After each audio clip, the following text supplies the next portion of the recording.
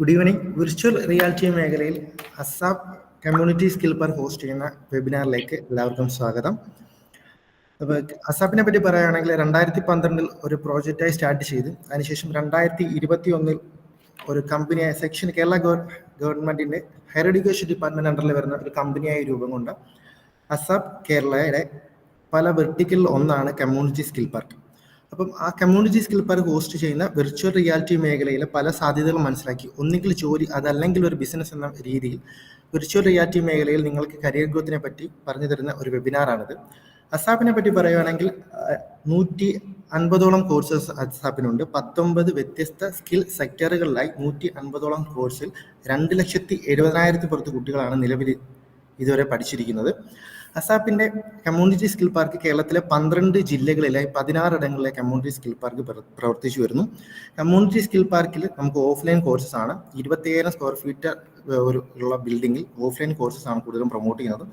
അസാപ്പിൻ്റെ കോഴ്സസിനെ പറ്റി പറയുകയാണെങ്കിൽ VR developer ഉണ്ട്, അതേപോലെ ഡ്രോൺ പൈലറ്റ്, ഗെയിമിംഗ് മേഖലയിൽ താല്പര്യമുള്ളവർക്ക് ഗെയിം ഡെവലപ്പർ, അതേപോലെ waste water treatment plan technician, development ആണ് താല്പര്യമുള്ളവർക്കാണ് full stack using Java, Spring Boot, അതുപോലെ ITI പഠിച്ചവർക്ക് ആണെങ്കിൽ മറൈൻ സ്ട്രക്ചർ ഫിറ്റർ ഫാബ്രിക്കേറ്റർ എന്ന കോഴ്സ് ഉണ്ട്. അതേപോലെ communicative English trainer, English proficiency കൂട്ടാനായി സോഫ്റ്റ് സ്കിൽ അപ്ഗ്രേഡ് ചെയ്യാനായിട്ടുള്ളവർക്കാണെങ്കിൽ കമ്മ്യൂണിക്കേറ്റീവ് ഇംഗ്ലീഷ് ട്രെയിനർ, അതുപോലെ ജിമ്മിലൊക്കെ പോകാൻ താല്പര്യമുള്ളവർക്കാണെങ്കിൽ ഫിറ്റ്നസ് ട്രെയിനർ എന്ന കോഴ്സ്, BCom ബിരുദധാരികൾക്ക് ടാലി എസെൻഷ്യൽ കോംപ്രഹെൻസീവ്, അതേപോലെ വിദേശത്തോട്ട് പോകാൻ താല്പര്യമുള്ളവർക്ക് ഒരു നേഴ്സിംഗ് മേഖലയിലൊക്കെ ഉള്ളവർക്കാണെങ്കിൽ ജനറൽ ഡ്യൂട്ടി അസിസ്റ്റന്റ് എന്നിങ്ങനെ കോഴ്സസ് അസാപ്പ് പ്രൊവൈഡ് ചെയ്യുന്നുണ്ട്. അതുപോലെ തന്നെ കേന്ദ്ര സർക്കാരിൻ്റെ ministry of entrepreneurship and skill ഡെവലപ്മെൻറ്റിൻ്റെ പ്രധാനമന്ത്രി കൗശൽ വികാസ് യോജന എന്ന ഫ്ലാഗ്ഷിപ്പ് പ്രോഗ്രാമിൻ്റെ ഫ്രീ കോഴ്സസും ASAP community skill park focus ചെയ്യുന്നുണ്ട്. ഇവിടെ നമ്മൾ ഈ വെബിനാറിൽ നിങ്ങൾക്ക് ഒന്നുകിൽ ജോലി അതല്ല ഒരു ബിസിനസ് ആണ് സ്റ്റാർട്ട് ചെയ്യുന്നതെങ്കിൽ നമ്മൾ ഈ മേഖലയിൽ സ്പെഷ്യലൈസ് ചെയ്യുന്ന സോഫ്റ്റ്വെയർ എഞ്ചിനീയർ, ഗെയിം ഡെവലപ്പറായി പ്രവർത്തിക്കുന്ന, അതേപോലെ AR VR മേഖലയിൽ ഡെവലപ്പിംഗ് സ്പെഷ്യലിസ്റ്റായ മാൽഗർ എൻ്റർടൈൻമെൻറ്റിൻ്റെ CEO കൂടിയായ മിസ്റ്റർ രഞ്ജിത്ത് സാർ ഇന്നീ സെഷൻ നിങ്ങൾക്ക് എടുക്കുന്നതായിരിക്കും. Sir, hello sir. Yeah, hi. Okay. Yeah. So guys, let's start, right? ഇവിടെ മലയാളികളല്ലാത്ത ആരെങ്കിലുണ്ടോ? എല്ലാവരും മലയാളികളല്ലേ? ഹലോ, നിങ്ങൾ റെസ്പോൺസ് ഹലോ, മലയാളികളല്ലാത്ത ആരെങ്കിലും ഉണ്ടോ? ഒന്ന് റൈസ് കയ്യിൽ നോക്കിക്കേ. You have the option to raise your hands. ഇല്ല ഒന്നുമില്ലേ? Okay, fine.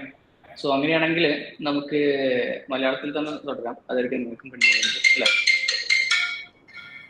Okay, fine. എൻ്റെ സ്ക്രീൻ കാണാൻ പറ്റുന്നുണ്ടോ?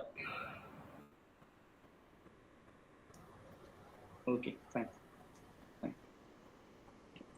So let this B an interactive session. ഞാൻ മാത്രം സംസാരിച്ചുകൊണ്ടിരുന്നിട്ട് കാര്യമില്ല, നിങ്ങളും കൂടി സംസാരിക്കണമായിരിക്കും ഏറ്റവും ബെസ്റ്റ്. ഓക്കെ, സോ സംസാരിക്കേണ്ട ആൾക്കാർക്ക് എന്തെങ്കിലും സംസാരിക്കണമെന്നുണ്ടെങ്കിൽ just unmute and say whatever you like. Okay, so before just starting with that, like ഇതിൽ എത്ര പേര് ഗെയിം കളിക്കാറുണ്ട്? ഹലോ, അമല ഏതാ ഗെയിം കളിക്കാറ്? അൺമ്യൂട്ട് ചെയ്തോ, പറഞ്ഞോ. പബ്ജി മാത്രം കളിക്കാറുണ്ട്. അമലെ എന്താ പഠിച്ചെന്താ? അമലെ BTech in civil. Okay, fine. Amala അല്ലാണ്ട് വേറെ ആരെങ്കിലും ഗെയിം കളിക്കാറുണ്ടോ? ഞാനിതിൽ എനിക്ക് സ്ക്രീനിൽ കാണുന്ന കുറച്ച് പേരെ പേര് ഞാൻ റീഡ് ഔട്ട് ചെയ്യാം. Amrita C K game കളിക്കാറുണ്ടോ?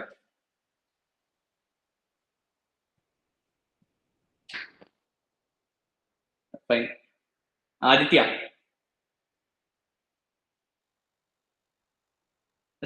ഇതൊരു ശരിക്കും ഇന്ററാക്റ്റീവ് സെഷൻ ആണ്. അല്ലെങ്കിൽ ഞാൻ മാത്രം ഇങ്ങനെ സംസാരിച്ചുകൊണ്ടിരുന്നു കഴിഞ്ഞാൽ നിങ്ങൾ പറഞ്ഞിട്ടുള്ളൂ, എനിക്കും ബോറടിയാവും. അതാണ് ഞാൻ ചോദിക്കുന്നത്. ശങ്കർ ഗണേഷ്. ഞാൻ ഗെയിം കളിക്കാറില്ല സാധാരണ, പക്ഷെ ഗെയിമിൽ താല്പര്യമുണ്ട്. കാരണം ഞാൻ അനിമേഷൻ ഫീൽഡിൽ നിന്നാണ് വരുന്നത്. ഓക്കെ. എന്ത് ടൈപ്പ് ഓഫ് അനിമേഷൻ ആണ്? 2D 3D? രണ്ട്. ഞാൻ അതിന്റെ പ്രീ പ്രൊഡക്ഷൻ കൺസെപ്റ്റിലാണ് വർക്ക് ചെയ്യുന്നത്. ഓക്കെ. എവിടെയാണ് വർക്ക് ചെയ്യുന്നത്?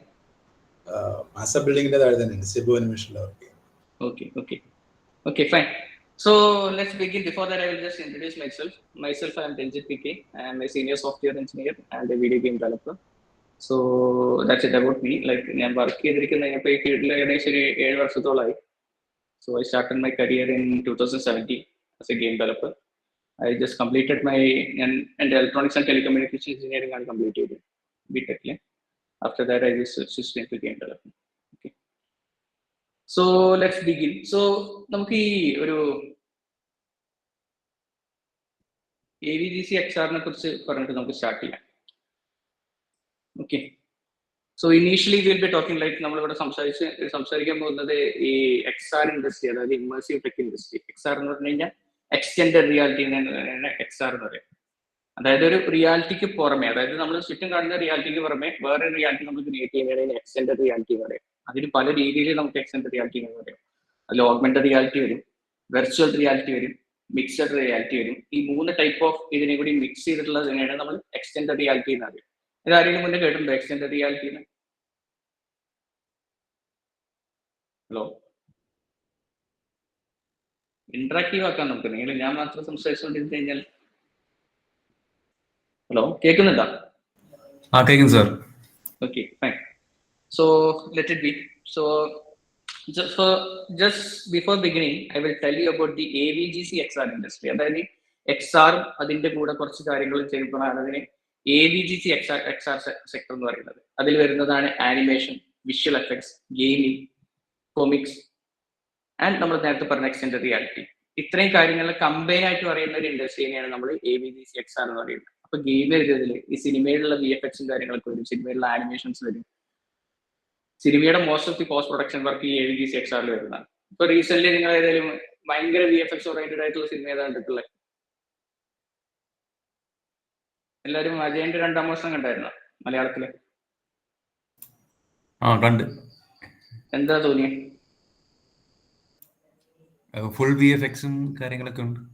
അതിനെ കവച്ച് വെക്കാൻ പറ്റിയ വേറെ ഏതെങ്കിലും ഹോളിവുഡിന്റെ ഏതാ ഫിലിംസ് ഉള്ള?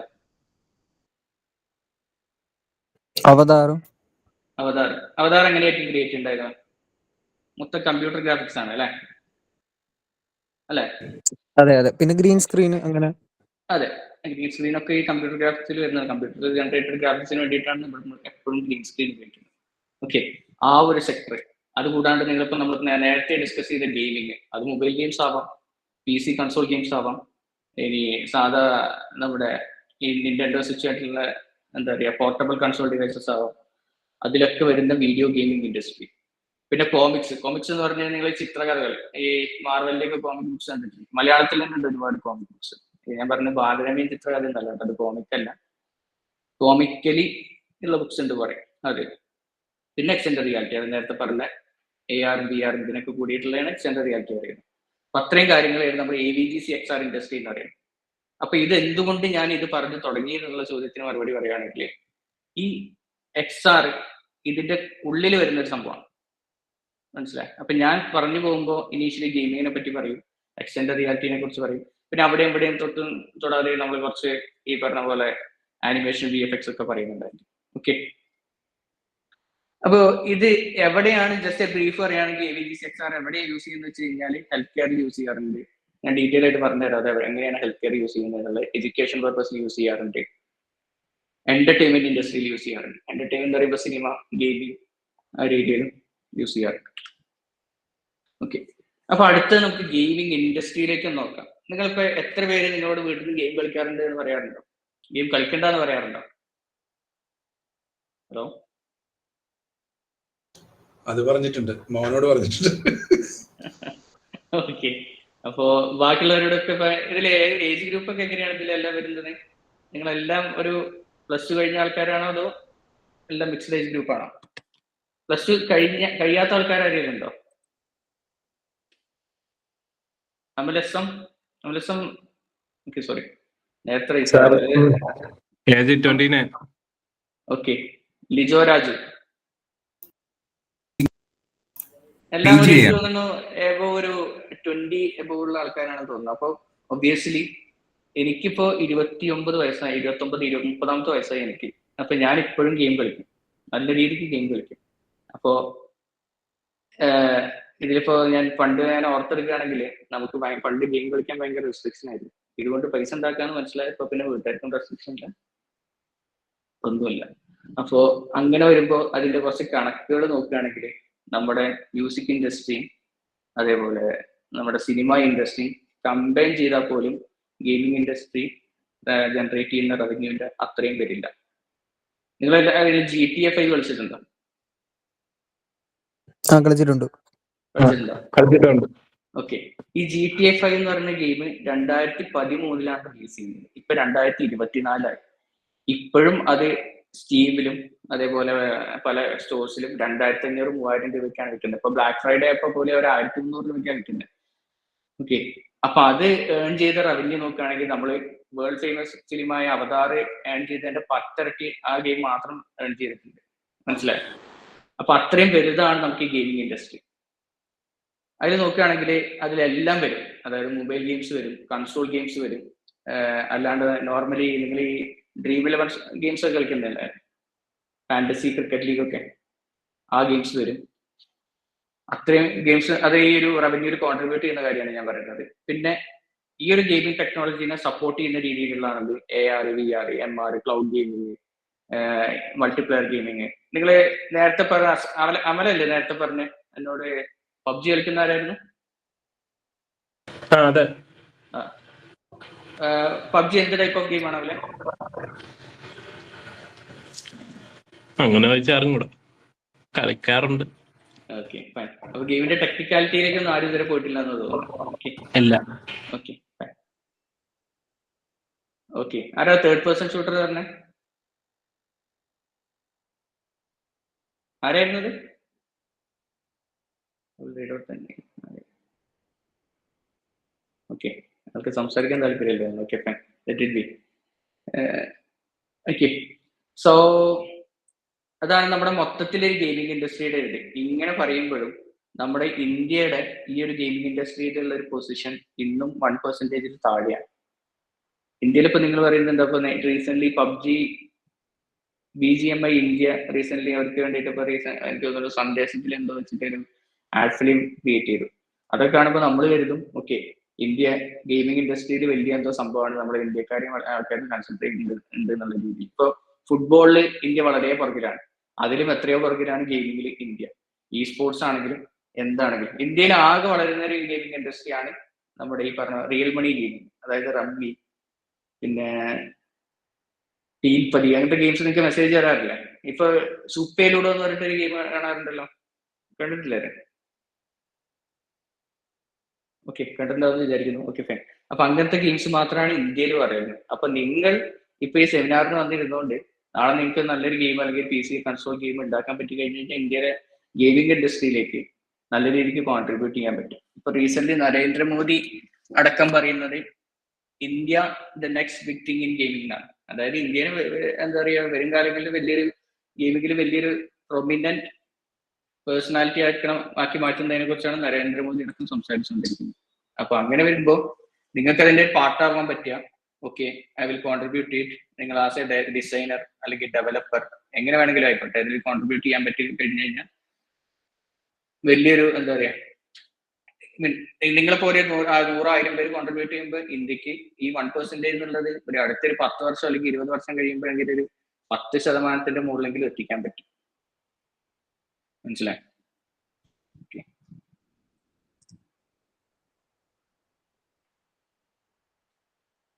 So moving on to the next slide. നേരത്തെ ഞാൻ പറഞ്ഞല്ലോ ഗെയിമിംഗ് ഇൻഡസ്ട്രി. ആ ഗെയിമിംഗ് ഇൻഡസ്ട്രിക്ക് അകത്ത് വരുന്ന ഒരു സംഭവമാണ് ഈ ഇമ്മേഴ്സീവ് ടെക് ഇൻഡസ്ട്രി എന്ന് പറയുന്നത്. ഇപ്പൊ നേരത്തെ ഞാൻ പറഞ്ഞ പോലെ തന്നെ അത് ഈ പറഞ്ഞ പോലെ മിക്സഡ് റിയാലിറ്റി ആ ഒരു ടേമിനെയാണ് ഇമ്മേഴ്സീവ് ടെക് ഇൻഡസ്ട്രി എന്ന് പറയുന്നത്. അതില് ഓഗ്മെന്റഡ് റിയാലിറ്റി വരും, വെർച്വൽ റിയാലിറ്റി വരും, എക്സ്റ്റൻഡഡ് റിയാലിറ്റി. ആർക്കും ഇവിടെ ആർക്കെങ്കിലും ഈ ഓഗ്മെന്റഡ് റിയാലിറ്റി എന്താണെന്ന് അറിയാം? സ്പീക്കപ്പ്. ഓഗ്മെന്റഡ് റിയാലിറ്റി അറിയില്ല? ഓക്കെ. വെർച്വൽ റിയാലിറ്റി എന്താണെന്ന് അറിയാം? നിങ്ങൾ എല്ലാവരും ഈ മോളിലൊക്കെ പോയിട്ട് വെർച്വൽ റിയാലിറ്റി എക്സ്പീരിയൻസ് ചെയ്ത ആൾക്കാരുണ്ടാവില്ല പലരും. വെർച്വലി ഒരു എൻവയോൺമെന്റ് സ്പേസ് ക്രിയേറ്റ് ചെയ്തിട്ട് അതിൽ നമ്മൾ ഒരു ആക്ടിവിറ്റി ചെയ്യുന്നല്ലേ? അതെ. ഓക്കെ, വേറൊരാളും കൂടി കൈവക്കിയല്ലോ. CSP വഴി. Hello okay fine. അയാൾ ആക്സിഡന്റലി ഫേസ്ബുക്ക് ചെയ്യണമെന്ന്. Okay fine. So coming to that, virtual reality എന്ന് പറഞ്ഞു കഴിഞ്ഞാൽ നമ്മൾ എപ്പോഴും എന്താ പറയുക, ഒരു വെർച്വൽ വേൾഡ്, മൊത്തത്തിലെ വെർച്വൽ വേൾഡ് ആണ്. നമ്മുടെ ചുറ്റും ഒരു വെർച്വൽ വേൾഡ് ക്രിയേറ്റ് ചെയ്യുന്നതിനാണ് നമ്മൾ വെർച്വൽ റിയാലിറ്റി എന്ന് പറയുന്നത്. അതായത് നമ്മളൊരു, ഫോർ എക്സാമ്പിൾ, നിങ്ങളൊരു ആനിമേറ്റഡ് സിനിമ കാണുന്നുണ്ട്, നിങ്ങളത് പുറത്തു നിന്നുകൊണ്ടാണ് കാണുന്നത്. അല്ലെങ്കിൽ ഏറ്റവും കൂടിപ്പോയത് നിങ്ങൾക്ക് എന്താ ചെയ്യാൻ പറ്റുന്നത്, 3D ഗ്ലാസ് വെച്ചിട്ട് അതിന്റെ സ്റ്റീരിയോസ്കോപ്പിക് ആയിട്ട് കാണാൻ പറ്റും. അത്രയും നിങ്ങൾക്ക് ഒരു ആനിമേറ്റഡ് ഫിലിം വെച്ചിട്ട് ചെയ്യാൻ പറ്റും. ഇനി വെർച്വൽ, അതിനെ തന്നെ വെർച്വൽ റിയാലിറ്റി ആക്കി മാറ്റി എന്താ സംഭവിക്കുന്നത് വെച്ച് കഴിഞ്ഞാൽ, നിങ്ങൾ അതിന്റെ ക്യാമറയും മാറും. മനസ്സിലായി? ഒരു അവതാർ ഫിലിം വെർച്വൽ റിയാലിറ്റി ആക്കി കഴിഞ്ഞ് കഴിഞ്ഞാൽ എന്താ സംഭവിക്കുന്നത് വെച്ച് കഴിഞ്ഞാൽ, നിങ്ങളായിരിക്കും അതിലെ ക്യാമറ. ഓക്കെ, അപ്പൊ ക്യാമറ എങ്ങോട്ട് തിരിയുന്നോ, നിങ്ങൾ എങ്ങോട്ട് തിരിക്കുന്നോ ആ രീതിക്ക് നിങ്ങൾക്ക് ആ വേൾഡിനെ കാണാൻ പറ്റും. അതിനെയാണ് നമ്മൾ വെർച്വൽ റിയാലിറ്റി എന്ന് പറയുന്നത്. ഇനി വേറൊരു സംഭവം വരുന്നത് ഓഗ്മെന്റഡ് റിയാലിറ്റിയാണ്. അതായത് റിയൽ വേൾഡിൽ വെർച്വൽ ഒബ്ജക്റ്റിനെ കൊണ്ടുവന്ന് വയ്ക്കുന്നതാണ് ഈ ഓഗ്മെന്റഡ് റിയാലിറ്റി. ആരെങ്കിലും പോക്കിമോൻ ഗോ എന്ന് പറഞ്ഞ ഗെയിം കളിച്ചിട്ടുണ്ടോ? പണ്ടുണ്ടായിരുന്നതാണ്, ഒരു 90s കിഡ്സ് ഒക്കെ ആണെങ്കിൽ കളിച്ചിട്ടുണ്ടാവും. ഓക്കെ, അത് കളിച്ചിട്ടില്ല എന്ന് തോന്നുന്നു. Okay fine. അപ്പോൾ പോക്കിമാൻ ഗോ ഒക്കെ ഈ ഒരു ഗണത്തിൽപ്പെട്ടതാണ്. പിന്നെ നമ്മൾക്കിപ്പോ എല്ലാവരും ഉപയോഗിക്കുന്ന ഒരു ആപ്പാണ് ഈ ആമസോൺ, ഫ്ലിപ്കാർട്ട് ഒക്കെ. ആമസോണിലൊക്കെ ഇപ്പോൾ ഒരു ഫ്രിഡ്ജ് വാങ്ങുകയാണ്, അല്ലെങ്കിൽ ഒരു ടെലിവിഷൻ വാങ്ങുകയാണ്, അല്ലെങ്കിൽ ലാപ്ടോപ്പ് വാങ്ങുകയാണെങ്കിൽ നിങ്ങൾക്ക് അത് നിങ്ങളുടെ വീടിന്റെ കൺവീനിയൻസിൽ ഇരുന്നുകൊണ്ട് തന്നെ അത് വെർച്വൽ റിയാലിറ്റി, ഓഗ്മെന്റഡ് റിയാലിറ്റി നിങ്ങൾക്ക് കാണാൻ സാധിക്കും. ആരെയും ട്രൈ ചെയ്ത് നോക്കിയിട്ടുണ്ടോ? എനിവൺ? ശങ്കർ ട്രൈ ചെയ്ത് നോക്കിയിട്ടുണ്ടെന്ന് പറയുന്നത്. ഞാൻ ട്രൈ ചെയ്തിട്ടുണ്ട്. അതിന് നിങ്ങൾക്ക് എന്താണ്, നിങ്ങൾക്ക് എന്ത് സാറ്റിസ്ഫാക്ഷൻ എന്ത് കിട്ടിയത്? അതിന്റെ സൈസ്, നമുക്ക് അതിന്റെ പൊസിഷൻ ഫിറ്റ് ആവുമോ എന്നുള്ളതൊക്കെ നമുക്ക് മനസ്സിലാവാൻ പറ്റുന്നുണ്ട്. എക്സാക്ട്ലി. അപ്പൊ അതാണ് ഓഗ്മെന്റഡ് റിയാലിറ്റി. അതായത് നമ്മുടെ നോർമൽ വേൾഡിൽ ഒരു ഡിജിറ്റൽ ഒബ്ജക്റ്റ് കൊടുന്ന് വെക്കുകയാണ്, അതല്ലേ ഇത് സംഭവിച്ചത്. ഓക്കെ, അപ്പൊ അതിനാണ് നമ്മൾ ഓഗ്മെന്റഡ് റിയാലിറ്റി എന്ന് പറയുന്നത്. അതിനുള്ള പ്രശ്നം എന്താണെന്ന് വെച്ച് കഴിഞ്ഞാൽ, ഇതിന് വിർച്വൽ റിയാലിറ്റി ആണെങ്കിലും ഓഗ്മെന്റഡ് റിയാലിറ്റി ആണെങ്കിലും നമുക്കൊരു എക്സ്റ്റേണൽ ഡിവൈസ് ഇല്ലാണ്ട് ഇതൊന്നും പോസിബിൾ അല്ല. അപ്പൊ നമ്മള് ഒരു ഫോണില്ലാണ്ട് നമുക്ക് വെർച്വൽ റിയാലിറ്റി കാണാൻ പറ്റില്ല, അല്ലെങ്കിൽ ഒരു വെർച്വൽ ഓഗ്മെന്റഡ് റിയാലിറ്റി യൂസ് ചെയ്യാൻ പറ്റില്ല, അല്ലെങ്കിൽ ഒരു വെർച്വൽ റിയാലിറ്റി ഹെഡ്സെറ്റ് ഒക്കുലസോ മെറ്റാക്വസ്റ്റോ അല്ലെങ്കിൽ HTC Vive പിക്കോ VR അങ്ങനെ ഒരു ഡിവൈസ് ഇല്ലാണ്ട് നമുക്ക് വെർച്വൽ റിയാലിറ്റി എക്സ്പീരിയൻസ് ചെയ്യാൻ പറ്റില്ല. ഓക്കെ, അപ്പോൾ ഇതിന് രണ്ടാണെങ്കിലും നമുക്ക് ഹാർഡ്വെയറിന്റെ സഹായം വേണം. ആ ഹാർഡ്വെയറിന്റെ സഹായത്തോടെ നമ്മൾ നമ്മുടെ ചുറ്റും ഒരു ഡിജിറ്റൽ വേൾഡ് ക്രിയേറ്റ് ചെയ്യണം, അല്ലെങ്കിൽ റിയൽ വേൾഡിന് ഒരു റിയൽ വേൾഡിൽ വെർച്വൽ ഒബ്ജക്റ്റ് പ്ലേസ് ചെയ്യാം. അതാണ് ഈ വെർച്വൽ റിയാലിറ്റി, ഓഗ്മെന്റഡ് റിയാലിറ്റി എന്ന് പറയുന്നത്. ഇനി ഇതിനെ രണ്ടിനെയും കൂടി കമ്പൈൻ ചെയ്തിട്ടുള്ള സാധനത്തിനാണ് നമ്മൾ മിക്സഡ് റിയാലിറ്റി എന്ന് പറയുന്നത്. അതായത് AR-ഉം VR-ഉം കമ്പൈൻ ചെയ്ത് വരുമ്പോൾ അതിന് മിക്സഡ് റിയാലിറ്റി എന്ന് പറയും. അപ്പൊ അതിൽ യൂസ് ചെയ്യുന്ന ടെക്നോളജിയാണ് മൈക്രോസോഫ്റ്റിന്റെ HoloLens, പിന്നെ ആപ്പിൾ വിഷൻ. റീസെന്റ് എല്ലാവരും കേട്ടിട്ടുണ്ടാവും ആപ്പിൾ വിഷൻ പ്രോ ഹെഡ്സെറ്റ്സ് കേട്ടിട്ടുണ്ടാവും എന്ന് വിചാരിക്കുന്നു. അപ്പൊ അതൊക്കെ മിക്സഡ് റിയാലിറ്റി ഹെഡ്സെറ്റ്സ് ആണ്. അതായത് നമുക്ക് രണ്ടും കൂടിയുള്ള എക്സ്പീരിയൻസ് കിട്ടാൻ വേണ്ടിയിട്ടാണ് നമ്മൾ മിക്സഡ് റിയാലിറ്റി ഹെഡ്സെറ്റ്സ് യൂസ് ചെയ്യുന്നത്. ഓക്കെ, ഇതിനെ കമ്പൈൻ ചെയ്യുമ്പോൾ നമ്മൾ അതിനെ ഇമ്മേഴ്സീവ് ടെക് ഇൻഡസ്ട്രി എന്ന് പറയുന്നു. ഓക്കെ, ഇനി ഇത് എവിടെയൊക്കെ യൂസ് ചെയ്യുന്നതെന്ന് ചോദിച്ചു കഴിഞ്ഞാൽ obviously entertainment industry, health care, gaming, real estate, defence, manufacturing, ഈ ഏരിയയിലൊക്കെ നമ്മൾ ഇത് യൂസ് ചെയ്യുന്നുണ്ട്. റീസെന്റ് നമുക്ക് ശ്രദ്ധിച്ചാൽ മനസ്സിലാവും, എല്ലാവരും ടെക്കിൽ അപ്ഡേറ്റ് ആണെങ്കിൽ മനസ്സിലാവും. സൂക്കർബർഗ് ആരാന്ന് അറിയില്ല എല്ലാവർക്കും. മാർക്ക് സൂക്കർബർഗ്, മെറ്റയുടെ സ്ഥാപകനായ മാർക്ക് സൂക്കർബർഗ് ഏറ്റവും കൂടുതൽ ഇൻവെസ്റ്റ് ചെയ്തത് മെറ്റാവേഴ്സിലാണ്. മെറ്റാവേഴ്സ് എന്ന് പറഞ്ഞാൽ ഇതിനെയാണ് നമ്മൾ മെറ്റാവേഴ്സ് എന്ന് പറയുന്നത്. അതിൽ കുറച്ച് ബിറ്റ് കോയിനും കാര്യങ്ങളൊക്കെ ആഡ് ചെയ്യുമ്പോൾ അത് കംപ്ലീറ്റ്ലി പാരലൽ വേൾഡായി മാറുകയാണ്. അപ്പൊ അത്രത്തോളം നമുക്ക് ഇതിന് സാധ്യത ഉണ്ട് നമുക്ക് അത് തന്നെ മനസ്സിലാവും. കാരണം സൂക്കർബർഗ് വെറുതെ കൊണ്ട് ഇൻവെസ്റ്റ് ചെയ്യാൻ താല്പര്യപ്പെടില്ലല്ലോ. ഓക്കെ, പക്ഷെ അത് ഫെയിലിയർ ആയിരുന്ന സെൻസ് നമുക്ക് ആ ഒരു എല്ലാവരും എഡ്യൂക്കേറ്റ് ആവണുള്ളൂ ഈ ഒരു സംഭവത്തെ പറ്റിയിട്ട്. ഇപ്പോഴും നമ്മൾ ഏറ്റവും കൂടുതൽ നമ്മൾ നോക്കുകയാണെങ്കിൽ ഇന്ത്യയിൽ ഒരു വെർച്വൽ റിയാലിറ്റി ഹെഡ്സെറ്റും സെല്ല് ചെയ്യുന്നില്ല. ഇപ്പൊ മെറ്റാക്വസ്റ്റ് ഇന്ത്യയിൽ മാർക്കറ്റില്ല, അവർക്ക് പിക്കോ VR ഇന്ത്യയിൽ മാർക്കറ്റില്ല, HTC Vive ഇന്ത്യയിൽ മാർക്കറ്റില്ല. അതുകൊണ്ട് ഇന്ത്യൻ ജനതയല്ല, മൊത്തത്തിൽ വേൾഡ് ഇതിനെപ്പറ്റി അറിഞ്ഞു വരുന്നേ ഉള്ളൂ. ഇപ്പൊ നിങ്ങളിൽ പലരും ഗെയിമിംഗ് എന്ന് പറഞ്ഞിട്ട് സോഫ്റ്റ്വെയർ എഞ്ചിനീയറിംഗ് ഫീൽഡാണ് ഉള്ളത് ഇപ്പൊ ഈ അടുത്ത എപ്പോഴേലും അവർ മനസ്സിലാക്കിയിട്ടുണ്ടാവും അല്ലേ? ആയിരിക്കാം. മിക്ക ആൾക്കാരും ഒരു ഗെയിമിംഗ് എന്നുള്ളതിൽ എങ്ങനെ ഒരു പ്രൊഫഷൻ, ഒരു എക്സ്പ്ലോർ ചെയ്യാൻ ഒരുപാട് സാധ്യതയുണ്ട്, ഒരുപാട് കരിയർ ഓപ്പർച്യൂണിറ്റീസ് ഉണ്ട് എന്നുള്ളത് ഇപ്പോഴും ഈ അടുത്തായിരിക്കും മനസ്സിലാക്കിയിട്ടുണ്ടാവുക. അതുപോലെ തന്നെ ഇനിയും ഈ ഒരു വേൾഡ് മൊത്തത്തിൽ വേൾഡിനെ എടുത്ത് നോക്കുകയാണെങ്കിൽ ഈ ഒരു സംഭവത്തിനെ കുറിച്ച് ഇനിയും എന്താ പറയുക എഡ്യൂക്കേറ്റ് ചെയ്യേണ്ട ആവശ്യമുണ്ട്. അതുകൊണ്ട് തന്നെ നമ്മളിപ്പോൾ നിലവിൽ എന്റർടൈൻമെന്റ് പർപ്പസ് ഇത് യൂസ് ചെയ്യുന്ന ആൾക്കാർ വളരെ കുറവാണ്. പിന്നെ ഗെയിമിങ്ങിന് യൂസ് ചെയ്യും, പിന്നെ എഡ്യൂക്കേഷൻ ഫീൽഡിൽ ഒരുപാട് യൂസ് ചെയ്യുന്നുണ്ട്, ഹെൽത്ത് കെയറിൽ യൂസ് ചെയ്യുന്നുണ്ട്. ഞാൻ അതിലേക്ക് വരാം, എങ്ങനെയാണ് യൂസ് ചെയ്യുന്നത് എന്നുള്ളത് ഞാൻ ഡീറ്റെയിൽ ആയിട്ട് പറയാം. പിന്നെ റിയൽ എസ്റ്റേറ്റ് ഫീൽഡ് യൂസ് ചെയ്യുന്നുണ്ട്, ടൂറിസത്തിലൊക്കെ ഇത് യൂസ് ചെയ്യുന്നുണ്ട്. യൂസ് ചെയ്ത് വരുന്നേ ഉള്ളൂ. ഒബിയസ്ലി ഇന്ത്യക്ക് പുറത്ത് ഒരുപാട് പേര് യൂസ് ചെയ്യുന്നുണ്ട്, ഇന്ത്യയിലൊക്കെ അത് യൂസ് ചെയ്ത് വരുന്നേ ഉള്ളൂ. ഓക്കെ, ഇനി നമുക്ക് എങ്ങനെയാണ് ഈ ഒരു വെർച്വൽ റിയാലിറ്റി അല്ലെങ്കിൽ എക്സ്റ്റൻഡഡ് റിയാലിറ്റി ആപ്ലിക്കേഷൻസ് ക്രിയേറ്റ് ചെയ്യുന്നത് എന്നുള്ള ഞാൻ ഒരു ബ്രീഫ് ഐഡിയ തരാം. ഓക്കെ, ഇതിൽ എത്ര പേർക്ക് കമ്പ്യൂട്ടർ പ്രോഗ്രാമിംഗ് അറിയാം?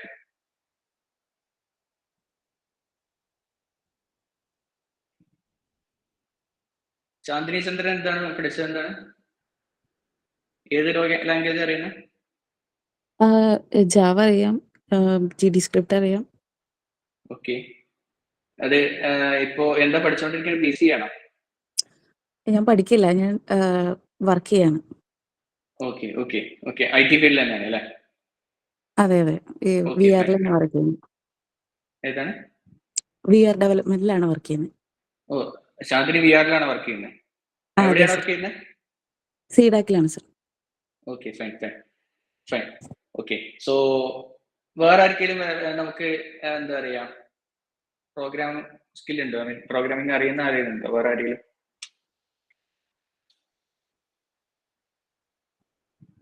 ഇല്ല. ഓക്കെ, ചാന്ദിനിയോട് തന്നെ വെക്കാം. ഒരു പ്രോഗ്രാമർക്ക് വേണ്ട ഏറ്റവും വലിയ സ്കിൽ എന്താണ് ചാന്ദിനി? എന്താ പ്രോഗ്രാമർക്ക് വേണ്ട സ്കിൽ എന്താണ്? വെറുതെ കമ്പ്യൂട്ടർ പ്രോഗ്രാമിംഗ് പഠിക്കണമെങ്കിൽ അതിന് സ്കില്ല് വേണമല്ലോ. എന്ത് സ്കില്ലാണ് നമ്മൾ അവിടെ നോക്കുന്നത്? വലിയ സ്കില്ലൊന്നും വേണ്ട, ലോജിക് ഉണ്ടായാൽ മാത്രം മതി എനിക്ക് തോന്നുന്നത്. ആ ലോജിക്ക് എങ്ങനെ ക്രിയേറ്റ് ആവും? ലോജിക്ക് ഈ ലോജിക്ക് എല്ലാവർക്കും വരുന്ന ഒരു സംഭവമാണോ? തിങ്ക് ചെയ്യാൻ പറ്റിയാൽ മാത്രം മതി എന്ന് തോന്നുന്നു. Okay, fine. അങ്ങനെയാണെങ്കിൽ ഞാനൊരു ക്വസ്റ്റ്യൻ ചോദിക്കാം, എല്ലാവരോടും കൂടിയാണ്, അറിയുന്നവർക്ക് ഉത്തരം പറയാം. ഓക്കെ, ഒരു റൗണ്ടിൽ 100 പേര് നിൽക്കുന്നുണ്ട്. ഓക്കെ, 100 പേര് ഒരു റൗണ്ട് ഫോം ചെയ്തിട്ടുണ്ട്. ഓക്കെ, ആ ഒരു റൗണ്ടിൽ ഒരാളെ കയ്യിൽ ഒരു ഗണ്ണ് കൊടുത്തിട്ടുണ്ട്. ഓക്കെ, ആ ഗണ്ണ് ഉപയോഗിച്ചിട്ട് ഞാനാണ് ആദ്യത്തെ ആൾ നിൽക്കുക, ഞാൻ രണ്ടാമത്തെ ആളെ ഷൂട്ട് ചെയ്യും, മൂന്നാമത്തെ ആൾക്ക് ആ ഗണ്ണ് കൈമാറും, മൂന്നാമത്തെ ആൾ നാലാമത്തെ ആളെ ഷൂട്ട് ചെയ്യും, അഞ്ചാമത്തെ ആൾക്ക് ആ ഗണ്ണ് കൈമാറും. അങ്ങനെ കണ്ടിന്യൂസ്ലി പോയി കഴിഞ്ഞ് കഴിഞ്ഞാൽ അവസാനം അതിൽ ഒരാളെ ബാക്കി ഉണ്ടാവുള്ളൂ. ഇത് നെവർ എൻഡിങ് ലൂപ്പാണ്. അവസാനം ഒരാളെ ബാക്കി ഉണ്ടാവുള്ളൂ. അത് ആരായിരിക്കും?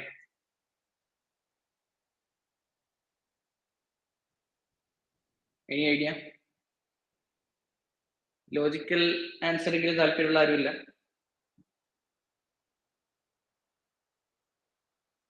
ലോ എഞ്ചിനീയറിംഗ് ഫീൽഡിലുള്ള എത്ര പേരുണ്ട് ഇവിടെ?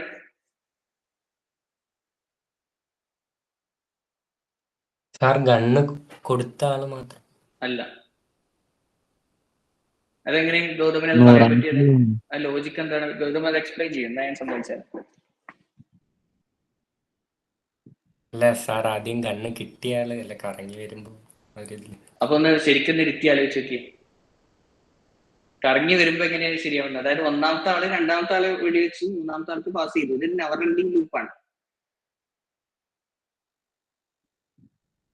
100ാമത്തെ ആളാണ്? അല്ല.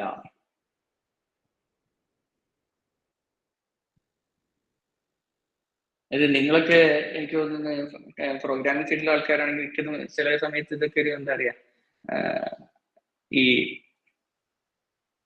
ലോജിക്കൽ റീസണിങ് സ്കില്ലിലെ ഇന്റർവ്യൂ ക്വസ്റ്റ്യൻ ആയിട്ട് വരാറുണ്ട്. വേറെ ആർക്കെങ്കിലും എന്തെങ്കിലും ഉത്തരം പറയാനുണ്ടോ? ശങ്കർ ഗണേഷ് പറഞ്ഞോ. 99% അല്ല. 99% എന്തുകൊണ്ട് പറഞ്ഞു? വെറുതെ ഒരു ഗസ് ആണോ അതോ U have A valid reason? ആണ് ആക്ച്വലി ഞാൻ ചെയ്തത്. കാരണം ഒന്നാമത്തെ ആള് പാസ് ചെയ്ത് കൊടുത്തിട്ട് 99% 100ന് വെടിവെച്ചിട്ട് വീണ്ടും ഒന്നാമത്തെ ആളിനെ പാസ് ചെയ്യും. അല്ല. വേറെ ആരെയും?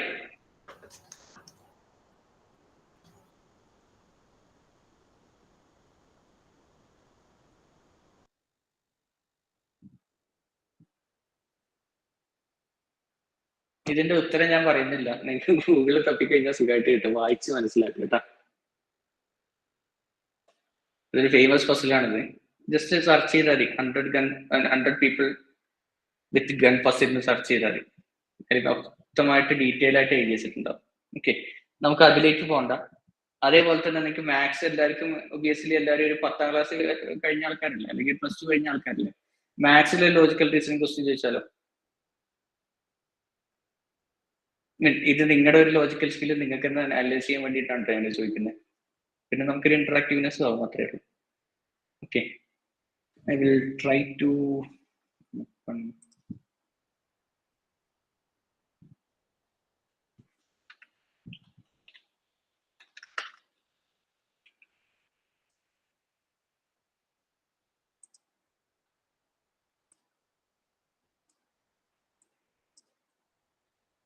എന്റെ സ്ക്രീൻ കാണാൻ പറ്റുന്നില്ലേ? കാണും.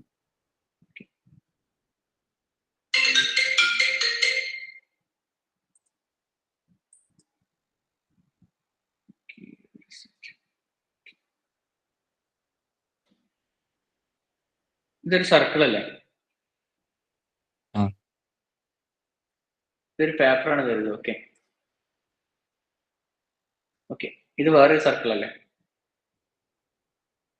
അല്ലേ? ഓക്കെ, ഞാൻ എല്ലാവരോടും കൂടി ആയിട്ട് ചോദിക്കുകയാണെങ്കിൽ +2 ഒരു ബേസിക് സ്കിൽ ഉള്ള ആളാണെങ്കിൽ സുഖമായിട്ട് ഉത്തരം പറയാൻ പറ്റും. ഈ രണ്ട് സർക്കിള്, ഒരു സർക്കിള് മറ്റേ സർക്കിളിനെക്കാട്ടിലും ചെറുതാണെന്ന് എങ്ങനെ പ്രൂവ് ചെയ്യും?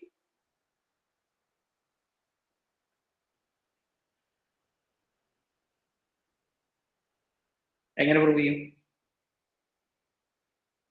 ബേസിക് മാത്തമാറ്റിക്സ് ആണ്. ഒരു സർക്കിൾ വേറെ സർക്കിളിനെക്കാളും ചെറുതാണെന്ന് പറയുകയാണെങ്കിൽ അതിന്റെ എന്താ റേഡിയസ് എടുക്കുക? കുറവാണ്. റേഡിയസ് കുറവാണ്. ഓക്കെ, അങ്ങനെയാണെങ്കിൽ ഈ സർക്കിൾ എടുത്ത് ഞാൻ ഇതിന്റെ ഉള്ളിൽ വെച്ചു. ഈ സർക്കിളും രണ്ടാം സർക്കിളും തട്ടിയിട്ടാണ് ഇരിക്കുന്നത്, എങ്ങനെ പ്രൂവ് ചെയ്യും? ഇതിപ്പോ ഞാൻ ഇതിന്റെ ഉള്ളിൽ കയറ്റി വെച്ചു, ഇത് രണ്ടും ടച്ച് ചെയ്തിട്ടാണോ ഇരിക്കുന്നത് എന്നുള്ളത് എങ്ങനെ പ്രൂവ് ചെയ്യും? നേരത്തെ ഉള്ളത് നിങ്ങൾ റേഡിയസ് വെച്ച് എടുക്കാന്ന് പറഞ്ഞു, ഇതാണെങ്കിൽ എങ്ങനെ പ്രൂവ് ചെയ്യും? ആക്സിസ്. ആക്സിസ്? എന്താ ആക്സിസ്? ഒരു പ്ലെയിൻ പേപ്പറാണ്. പ്ലെയിൻ പേപ്പർ ആണെങ്കിൽ ആക്സിസ് എന്നുള്ള ഒരു കോൺസെപ്റ്റേ ഇല്ല. എക്സ് ആക്സിസും വൈ ആക്സിസും എടുത്തിട്ട് വേണമെങ്കിൽ രണ്ട് ആക്സിസ് കമ്പയർ. അതല്ലാണ്ട് പ്ലെയിൻ പേപ്പർ ആണ്, നിങ്ങൾക്ക് ആക്സിസ് എന്നുള്ള കോൺസെപ്റ്റേ ഇല്ല. ബേസിക് മാത്തമാറ്റിക്സ് വെച്ച് നിങ്ങളോട് പ്രൂവ് ചെയ്യാൻ പറഞ്ഞത് നിങ്ങൾ എങ്ങനെ പ്രൂവ് ചെയ്യും?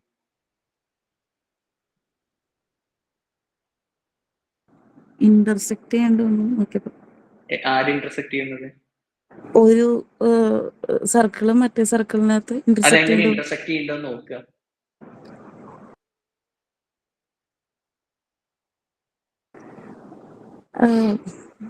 അറിയില്ല. ടോട്ടൽ ഏരിയയിൽ വരുന്ന ഡിക്രീസ് ആണോ?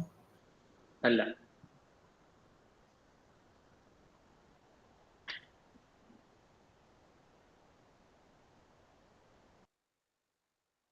ഇത് ഇപ്പൊ എങ്ങനെയാണ് ഇത് കൂട്ടിമുട്ടിയിട്ടുണ്ടോ എന്നുള്ളത് പ്രൂവ് ചെയ്യണം.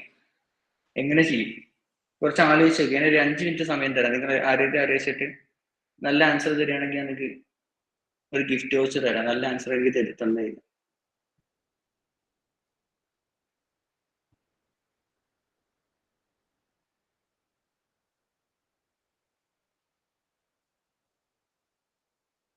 ആലോചിച്ച് നോക്ക്.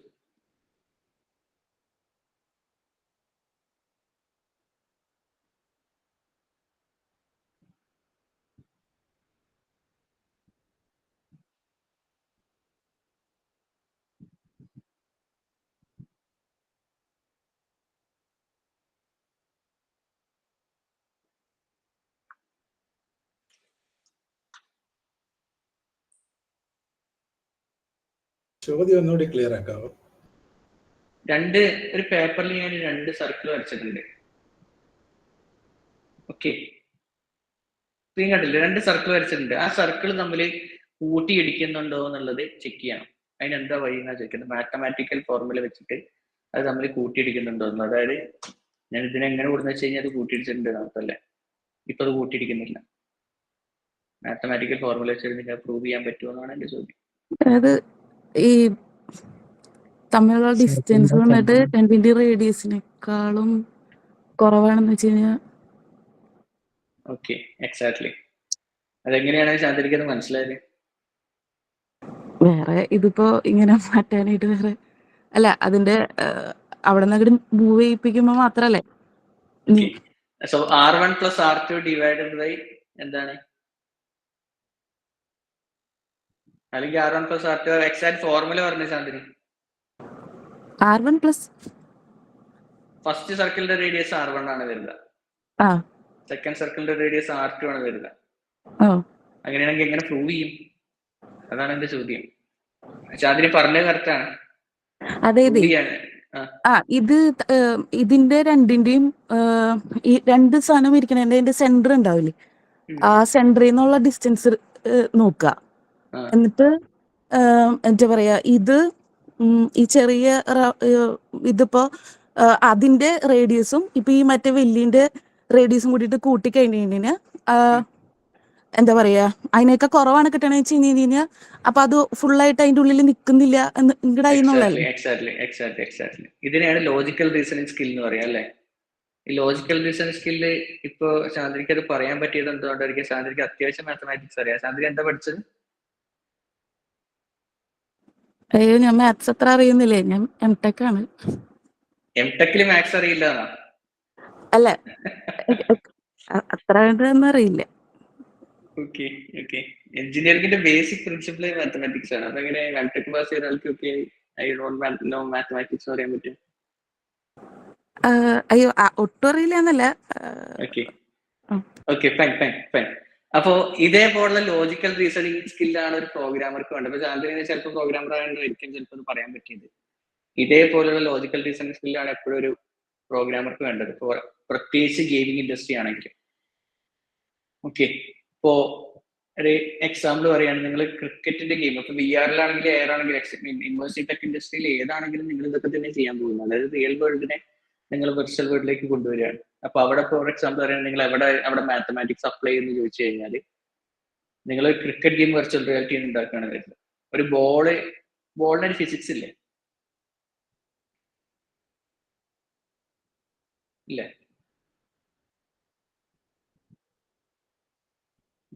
ഓരോ ബോളിന് ഒരു ഫിസിക്സ് ഉണ്ട്. ആ ഫിസിക്സ് നിങ്ങൾക്ക് ഉണ്ടാക്കണമെങ്കിൽ നിങ്ങൾക്ക് മാത്തമാറ്റിക്സ് ഫിസിക്സ് അറിയാണ്ട് നിങ്ങൾക്ക് അത് ഉണ്ടാക്കാൻ പറ്റില്ല. മനസ്സിലായി? അപ്പൊ നിങ്ങൾ ഇതില് എഞ്ചിനീയർ ആയിട്ടോ അല്ലെങ്കിൽ ഡെവലപ്പർ ആയിട്ടാണ് നിങ്ങൾ ഇതിൽ വർക്ക് ചെയ്യാൻ ഉദ്ദേശിക്കുന്നത് ചെയ്യണമെങ്കിൽ നല്ല രീതിക്ക് logical reasoning and mathematics skill വേണം. ഓക്കെ, അങ്ങനെ പറഞ്ഞുകൊണ്ട് തന്നെ നമുക്ക് ഇത് എങ്ങനെ ഉണ്ടാക്കുന്നത് നോക്കി നോക്കാം. ഓക്കെ, അപ്പൊ ഇനീഷ്യലി നമ്മൾ ആ ഒരു കോൺസെപ്റ്റ് മനസ്സിലാക്കണം. അതായത് ഫോർ എക്സാമ്പിൾ ഒരു ഓഗ്മെന്റഡ് റിയാലിറ്റി ബുക്കാണ് നമ്മൾ ക്രിയേറ്റ് ചെയ്യാൻ പോകുന്നത്. അതായത് ഒരു ബുക്കിന്റെ ഒരു പേജ് സ്കാൻ ചെയ്യുമ്പോൾ നമുക്കതിന്റെ എന്താ പറയുക ഓഗ്മെന്റഡ് റിയാലിറ്റി കണ്ടന്റ് വരണം. അങ്ങനെയുള്ള കേസിൽ നിങ്ങൾ ആദ്യം റിക്വയർമെന്റ് ഒരാൾ പറഞ്ഞു എനിക്ക് അങ്ങനത്തെ ഒരു സംഭവം വേണ്ടത് എന്ന് പറയുമ്പോൾ അവിടെ ഒബിയസ്ലി ഓഗ്മെന്റഡ് റിയാലിറ്റി ആണ് നിങ്ങൾക്ക് മനസ്സിലാവും. അതായത് ആ ഒരു റിക്വയർമെന്റ് എന്താണെന്ന് മനസ്സിലാക്കിയിട്ട് അത് ഏതിൽ ഇന്റഗ്രേറ്റ് ചെയ്യണം, അതായത് ഓഗ്മെന്റഡ് റിയാലിറ്റി വേണോ വെർച്വൽ റിയാലിറ്റി വേണോ എന്നുള്ളത് ഡിസൈഡ് ചെയ്യുന്നതിനാണ് കോൺസെപ്ച്വലൈസേഷൻ ആൻഡ് പ്ലാനിങ് എന്ന് പറയുന്നത്.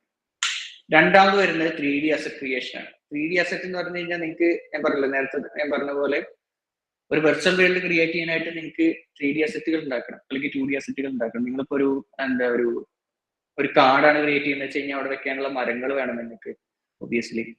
അതേപോലെ ചിലപ്പോൾ അവിടെ വല്ല റിവറോ അല്ലെങ്കിൽ ലേക്ക് എന്തെങ്കിലും ഉണ്ടെങ്കിൽ അത് ക്രിയേറ്റ് ചെയ്യാനായിട്ടുള്ള അസറ്റുകൾ വേണം. അതിന്റെ വെജിറ്റേഷൻസ് വേണം. അവിടെ ഒരു ആനിമൽസ് ഉണ്ടെങ്കിൽ ആനിമൽസിനെ ക്രിയേറ്റ് ചെയ്യണം. ഇത്രയും കാര്യങ്ങളാണ് നിങ്ങൾ 3D അസറ്റ്സ് ക്രിയേഷനിൽ ചെയ്തുകൊണ്ടിരിക്കുന്നത്. അതിന് നിങ്ങൾക്ക് യൂസ് ചെയ്യാവുന്ന ടൂള് ബ്ലെൻഡർ, മായ, 3ds Max അങ്ങനത്തെ ഒരുപാട് ടൂൾസ് ഉണ്ട്. നമുക്ക് ജനറലി ഇപ്പോ ആനിമേഷൻ ഇൻഡസ്ട്രിയിൽ വർക്ക് ചെയ്യുന്ന ഒരാൾ പറഞ്ഞില്ല, അവർക്കൊക്കെ അറിയുന്നുണ്ടാവും. നിങ്ങൾ വേറെ ഏതൊക്കെ ടൂൾസ് യൂസ് ചെയ്യാറ്? ആനിമേഷൻ ഇൻഡസ്ട്രിയിൽ വർക്ക് ചെയ്യുന്ന ആളുകളായിരുന്നു? ഞാനാണ്. ഓക്കെ, വേറെ ഏതൊക്കെ ടൂൾ നിങ്ങൾ യൂസ് ചെയ്യാറ്? അൺറിയൽ അങ്ങനെ. അൺറിയൽ ഒരിക്കലും 3D അസറ്റ് ക്രിയേറ്റ് ചെയ്യാൻ വേണ്ടി യൂസ് ചെയ്യുന്നല്ലോ. വേറെ 3D അസറ്റ് ക്രിയേറ്റ് ചെയ്യാനായിട്ട് നിങ്ങൾ ബ്ലെൻഡർ യൂസ് ചെയ്യുന്നുണ്ട്. അതുപോലെ മായ യൂസ് ചെയ്യാം. അപ്പൊ അതുപോലുള്ള ഒരുപാട് 3D ഡിസൈൻ സോഫ്റ്റ്വെയർസ് ഉണ്ട്. അത് ഒബ്വിയസ്ലി നിങ്ങൾക്ക് വേണം. അതിനാണ് 3D അസറ്റ് ക്രിയേഷൻ എന്ന് പറയുന്നത് രണ്ടാമത്തെ സ്റ്റെപ്പ്. അതായത് നേരത്തെ ഞാൻ ആദ്യത്തെ സ്റ്റെപ്പ് പറഞ്ഞത് you have to identify what's the requirement. After that you will be creating the 3D asset for that. Okay, മൂന്നാമത് നിങ്ങൾ ഡെവലപ്മെന്റ് പ്ലാറ്റ്ഫോം ചൂസ് ചെയ്യും. നമുക്ക് ഒരുപാട് ഗെയിം എൻജിൻസ് ഉണ്ട്. ഓക്കെ, അൺറിയൽ ഉണ്ട്, യൂണിറ്റി ഉണ്ട്, ക്രൈ എഞ്ചിൻ ഉണ്ട്, ഗോഡൌട്ട് ഉണ്ട്, കുറെ ഗെയിം എൻജിൻസ് ഉണ്ട്. വേറെ ഏതെങ്കിലും ഗെയിം എൻജിനെ പറ്റി ആർക്കെങ്കിലും അറിയാം? എനിവൺ? ഓക്കെ, സോ കുറെ അധികം ഗെയിം എൻജിൻസ് ഉണ്ട്. അപ്പൊ അതിൽ ഏതാണെങ്കിലും നിങ്ങൾക്ക് ചൂസ് ചെയ്യാം. ഗെയിം എൻജിൻ ചൂസ് ചെയ്യുന്നത് ഒന്നില്ലെങ്കിൽ നിങ്ങൾക്ക് നിങ്ങളുടെ ലേണിംഗ് കർവ് ബേസ് ചെയ്തിട്ടായിരിക്കും. ചിലവർക്ക് എന്താ സ്റ്റാർട്ടില് അൺറിയൽ പഠിച്ചെടുക്കാൻ കുറച്ച് ബുദ്ധിമുട്ടായിരിക്കും. നേരെ മറിച്ച് യൂണിറ്റിയുടെ കേസിലേക്ക് വരുമ്പോൾ ഇറ്റ്സ് ഈസി. ലൈക്ക് നമുക്ക് പെട്ടെന്ന് പഠിച്ചെടുക്കാൻ പറ്റുന്ന ഒരു ഏരിയയാണ്, ഒരു എൻജിനാണ് യൂണിറ്റി. അത് വേറെ ഒന്നും കൊണ്ടല്ല, ലേണിംഗ് കർവ് കുറച്ച് ലോ ആണ്. അത് കൂടാതെ തന്നെ നമുക്ക് ഒരുപാട് കമ്മ്യൂണിറ്റി ഉണ്ട് യൂണിറ്റി പഠിച്ചെടുക്കാനായിട്ട്. നിങ്ങൾക്ക് at the comfort of your home വേണമെങ്കിൽ നിങ്ങൾക്ക് യൂട്യൂബ് നോക്കി പഠിച്ചെടുക്കാവുന്ന ഒരു കാര്യമാണ് യൂണിറ്റി എന്ന് പറഞ്ഞ യൂണിറ്റി. ഇനി യൂണിറ്റി പഠിച്ച ഒരാൾക്ക് പെട്ടെന്ന് അൺറിയൽ പഠിച്ചെടുക്കാൻ പറ്റും. കാരണം ഓൾറെഡി ആ ഒരു ഗെയിമിന്റെ കോൺസെപ്റ്റ് ഒക്കെ നിങ്ങൾക്ക് മനസ്സിലാക്കി കഴിഞ്ഞ് കഴിഞ്ഞാൽ പെട്ടെന്ന് നിങ്ങൾക്ക് അൺറിയലിലേക്ക് മാറാൻ പറ്റും. പിന്നെ ക്രൈ എഞ്ചിനൊക്കെ ഉണ്ട്, പിന്നെ വേറെ കൊക്കോ സ്റ്റുഡിയോ, അങ്ങനെ കുറെ ഗെയിം എഞ്ചിൻസ് ഉണ്ട്. അപ്പൊ ഏറ്റവും കൂടുതൽ AR VR അല്ലെങ്കിൽ ഇമേഴ്സീവ് ടെക്നോളജി ആപ്ലിക്കേഷൻസ് ഉണ്ടാക്കാൻ വേണ്ടി യൂസ് ചെയ്യുന്നത് യൂണിറ്റി, അൺറിയൽ ആണ്. അങ്ങനെ പറയുമ്പോൾ വാട്ട്സ് എ ഗെയിം എഞ്ചിൻ എന്നുള്ള ചോദ്യം വരും. ഇപ്പൊ നേരത്തെ ഞാൻ ഗെയിം എഞ്ചിൻ യൂസ് ചെയ്യാൻ, ഗെയിം എഞ്ചിൻ സെലക്ട് ചെയ്യാന്ന് പറഞ്ഞു. Hello okay. അങ്ങനെ പറയുമ്പോൾ എന്താണ് ഗെയിം എഞ്ചിൻ എന്നുള്ള ചോദ്യം വരും. ഗെയിം എഞ്ചിൻ എന്ന് പറഞ്ഞാൽ പണ്ട് കാലത്ത്, ഇപ്പോഴല്ല, പണ്ട് നമുക്ക് യൂസർ ഉണ്ട്. ഗെയിം എഞ്ചിൻ എന്ന് പറഞ്ഞാൽ ശരിക്കും ഗെയിം ഉണ്ടാക്കാൻ വേണ്ടി ഒരു GUI ആണ്. അതിൽ നമുക്ക് സ്ക്രിപ്റ്റ് ഒക്കെ കമ്പൈൽ ചെയ്യാൻ പറ്റും, റിയൽ ടൈം റണ്ടർ ചെയ്യാൻ പറ്റും. പണ്ട് എന്ന് വെച്ച് കഴിഞ്ഞാൽ പണ്ടത്തെ ഈ ഒരു നമ്മുടെ സ്നേക്കിന്റെ ഗെയിം കളിച്ചിട്ടില്ലേ? ഈ നോക്കിയ ഡിവൈസസ്, പണ്ട് ബ്ലാക്ക് ആൻഡ് വൈറ്റ് ഡിവൈസസിലുണ്ട് സ്നേക്ക്. ഓക്കെ, അതെങ്ങനെയുണ്ട് ഉണ്ടാക്കിയിട്ടുണ്ടാവുക?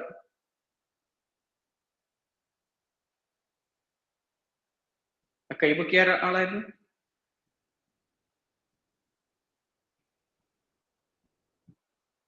Okay fine. സോ ആ ഒരു ഗെയിംസ് ഉണ്ടാക്കിയ ഫ്രം ദ സ്ക്രാച്ച്, അതായത് എല്ലാം നമ്മൾ റണ്ടർ ചെയ്യേണ്ടതടക്കം കോഡ് ചെയ്ത് ഉണ്ടാക്കേണ്ട ഒരു അവസ്ഥ ഉണ്ട്. അപ്പൊ ആ ഒരു അവസ്ഥയിൽ നിന്ന് കുറെ മാറ്റി തന്നത്, അതായത്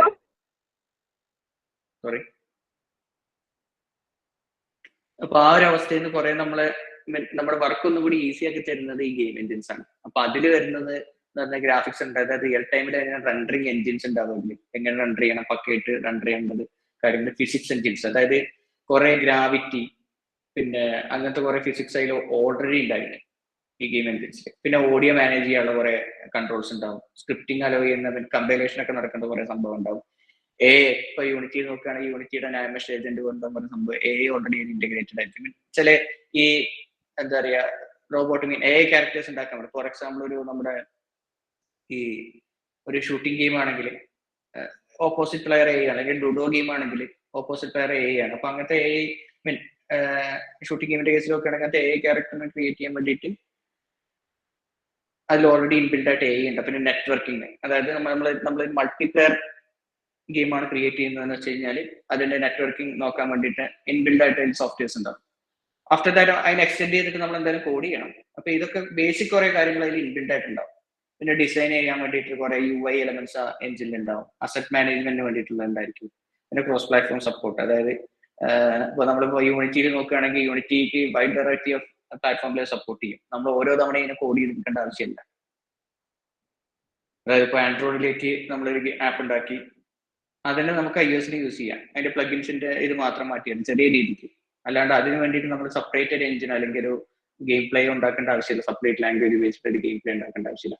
അപ്പൊ ഇത്രയും കാര്യങ്ങൾ ആസ് എ ഹോൾ നമ്മുടെ പണി ഒന്നും കൂടി എളുപ്പമാക്കുകയാണ് ശരിക്കും ഈ ഗെയിം എഞ്ചിൻ ചെയ്യുന്നത്. അതിൽ മാർക്കറ്റ് ലീഡേഴ്സ് ആണ് യൂണിറ്റിയും അൺറിയലും. അൺറിയലിനെ പറ്റി നോക്കുകയാണെങ്കിൽ അൺറിയൽ ഒന്നും കൂടി എന്താ പറയാ ഹയർ എൻഡ് ഡിവൈസിനെ സപ്പോർട്ട് ചെയ്യാം. അതായത് അതിന്റെ ഒരു ഏത് ഡിവൈസ് ആണെങ്കിലും അതിന്റെ ഡീഫോൾട്ട് സെറ്റിംഗ്സ് ഉണ്ടാവുമല്ലോ. ഒരു നിങ്ങൾ ഫോൺ യൂസ് ചെയ്യുകയാണെങ്കിൽ അതിന്റെ ഒരു ഡീഫോൾട്ട് സെറ്റിംഗ്സ് ഉണ്ടായിരിക്കും. ഇപ്പൊ അല്ലെങ്കിൽ നിങ്ങൾ വീട്ടിലിരിക്കുന്ന TV ആണെങ്കിൽ അതിന്റെ ഡീഫോൾട്ട് സെറ്റിംഗ്സ് ഉണ്ടായിരിക്കും. അപ്പോൾ അൺറിയലിന്റെ കേസ് നോക്കുകയാണെങ്കിൽ ഡീഫോൾട്ട് സെറ്റിംഗ്സ് ഓൾറെഡി ഹൈയിലാണ് കിടക്കുന്നത്. യൂണിറ്റ് നേരെ തിരിച്ചാണ്. അതിന്റെ ഡീഫോൾട്ട് സെറ്റിംഗ്സ് പറഞ്ഞാൽ അത് ഒന്നുകൂടി മൊബൈൽ ഒപ്റ്റിമൈസ്ഡ് ആയിട്ടാണ് വർക്ക് ചെയ്യുന്നത്.